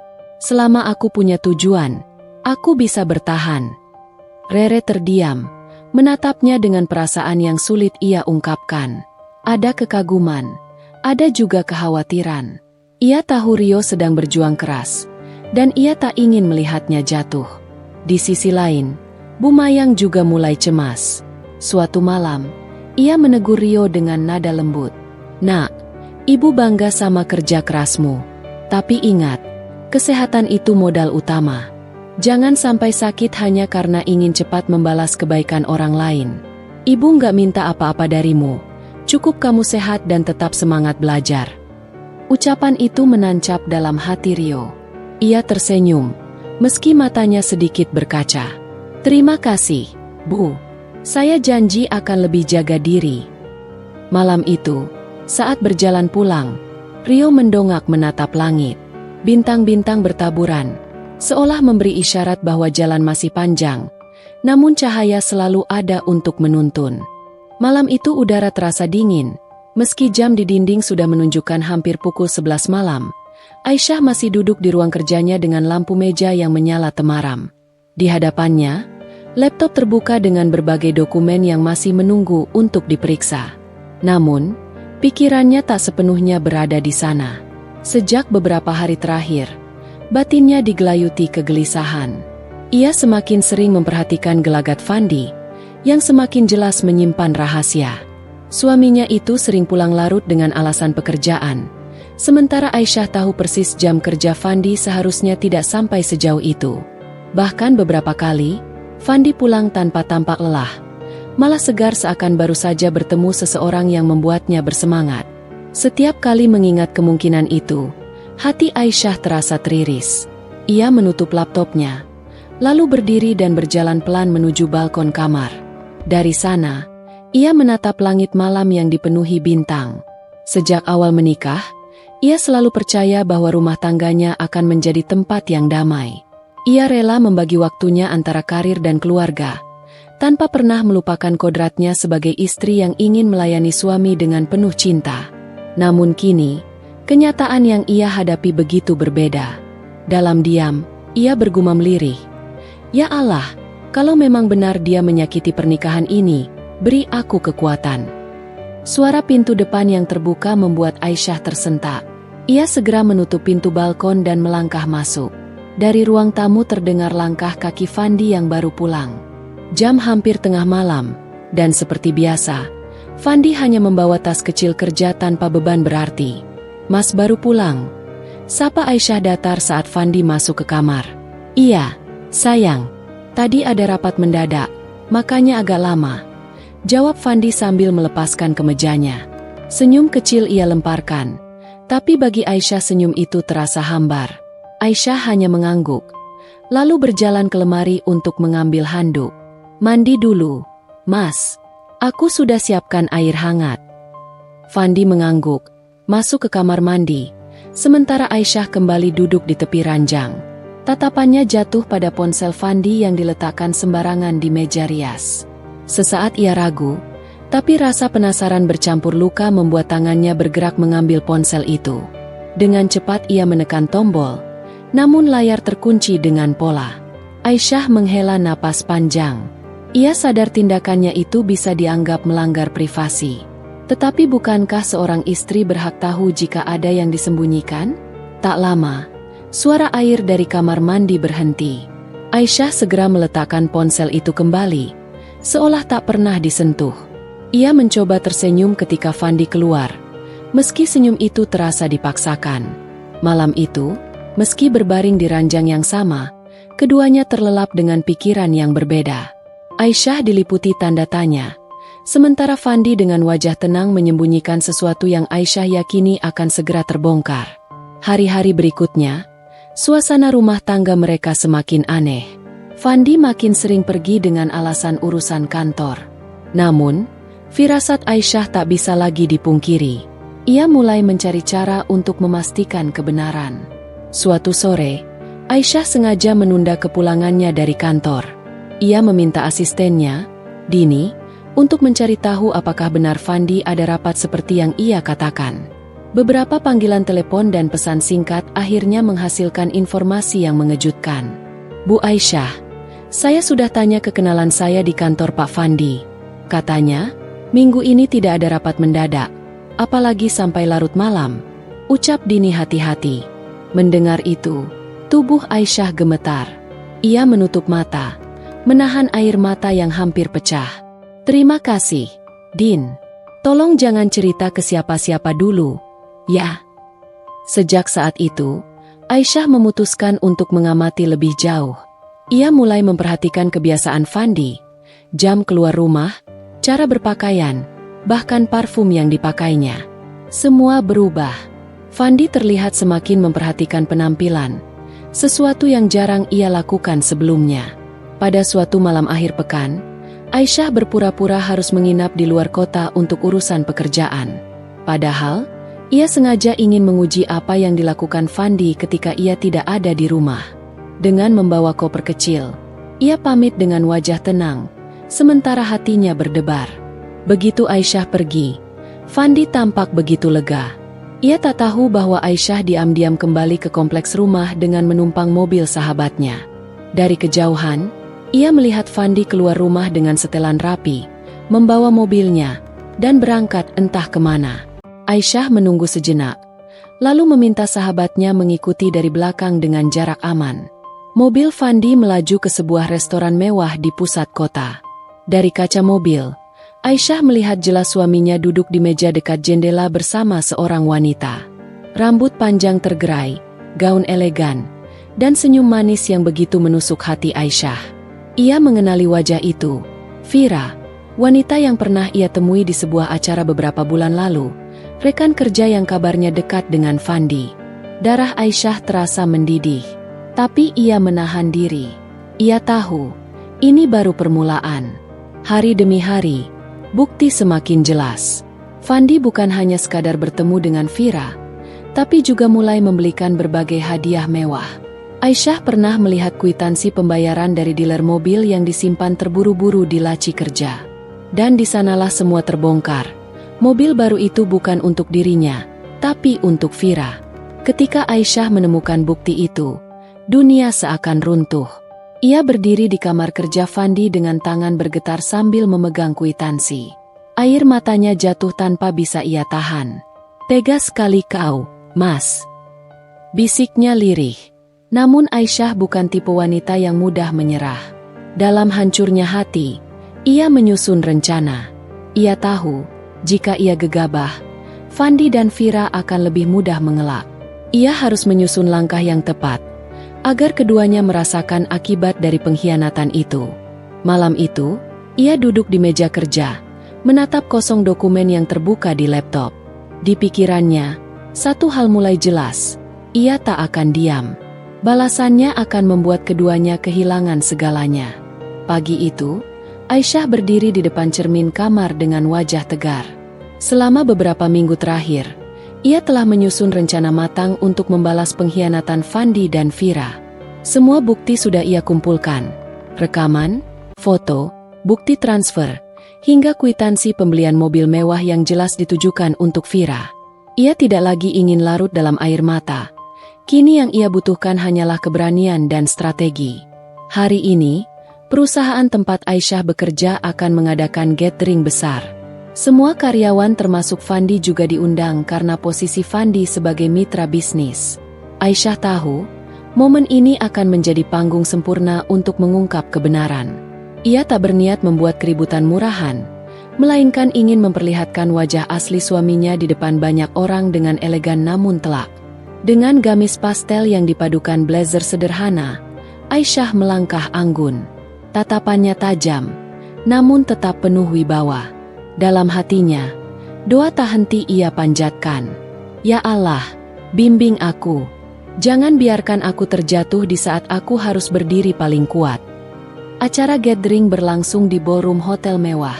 Lampu kristal berkilauan, musik lembut mengalun, dan semua tamu tampak menikmati suasana. Fandi hadir dengan penampilan rapi seperti biasa, sementara di sudut ruangan Aisyah melihat Vira dengan gaun mencolok, berdiri tidak jauh dari meja utama. Senyum Vira jelas tertuju pada Fandi, seolah mereka menyimpan rahasia bersama yang hanya mereka ketahui. Namun malam itu, rahasia itu akan menjadi mimpi buruk.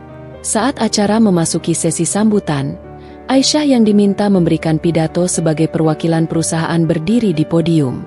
Dengan suara lembut namun penuh keyakinan, ia mulai berbicara tentang kerja keras, kejujuran, dan pentingnya integritas dalam pekerjaan maupun kehidupan pribadi. Semua hadirin mendengarkan dengan tenang. Hingga akhirnya, Aisyah mengalihkan arah pidatonya.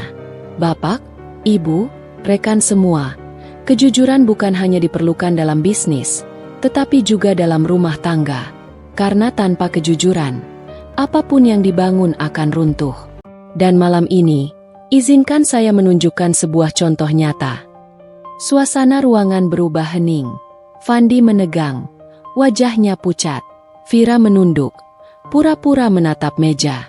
Aisyah melangkah turun dari podium, membawa sebuah map besar.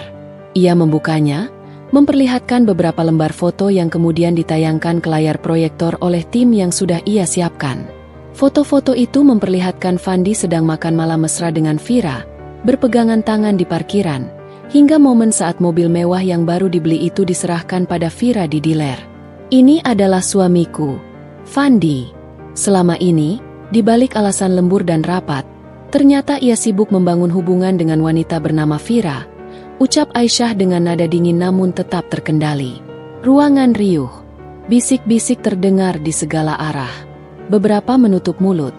Sebagian lain menatap Fandi dengan pandangan merendahkan. Mobil mewah yang dibeli atas nama perusahaan ternyata bukan untuk keluarga, melainkan untuk selingkuhannya. Saya, sebagai istri, sudah cukup lama menyimpan bukti ini. Dan malam ini, saya merasa semua orang berhak tahu siapa sebenarnya orang yang selama ini berdiri di samping saya. Fandi langsung berdiri, wajahnya merah padam. Aisyah, apa-apaan ini? Kau mempermalukan aku. Aisyah menatapnya tajam. Aku tidak mempermalukanmu, Mas. Kau sendiri yang mempermalukan dirimu dengan pengkhianatanmu. Aku hanya membuka kebenaran. Vira yang duduk di sudut ruangan mencoba bangkit. Namun tatapan sinis para tamu membuatnya terdiam. Tidak ada lagi senyum manis yang biasa ia pajang. Semua mata kini memandanginya dengan jijik. Setelah acara itu, kabar perselingkuhan Fandi dan Vira menyebar cepat. Reputasi Fandi hancur di mata rekan bisnis.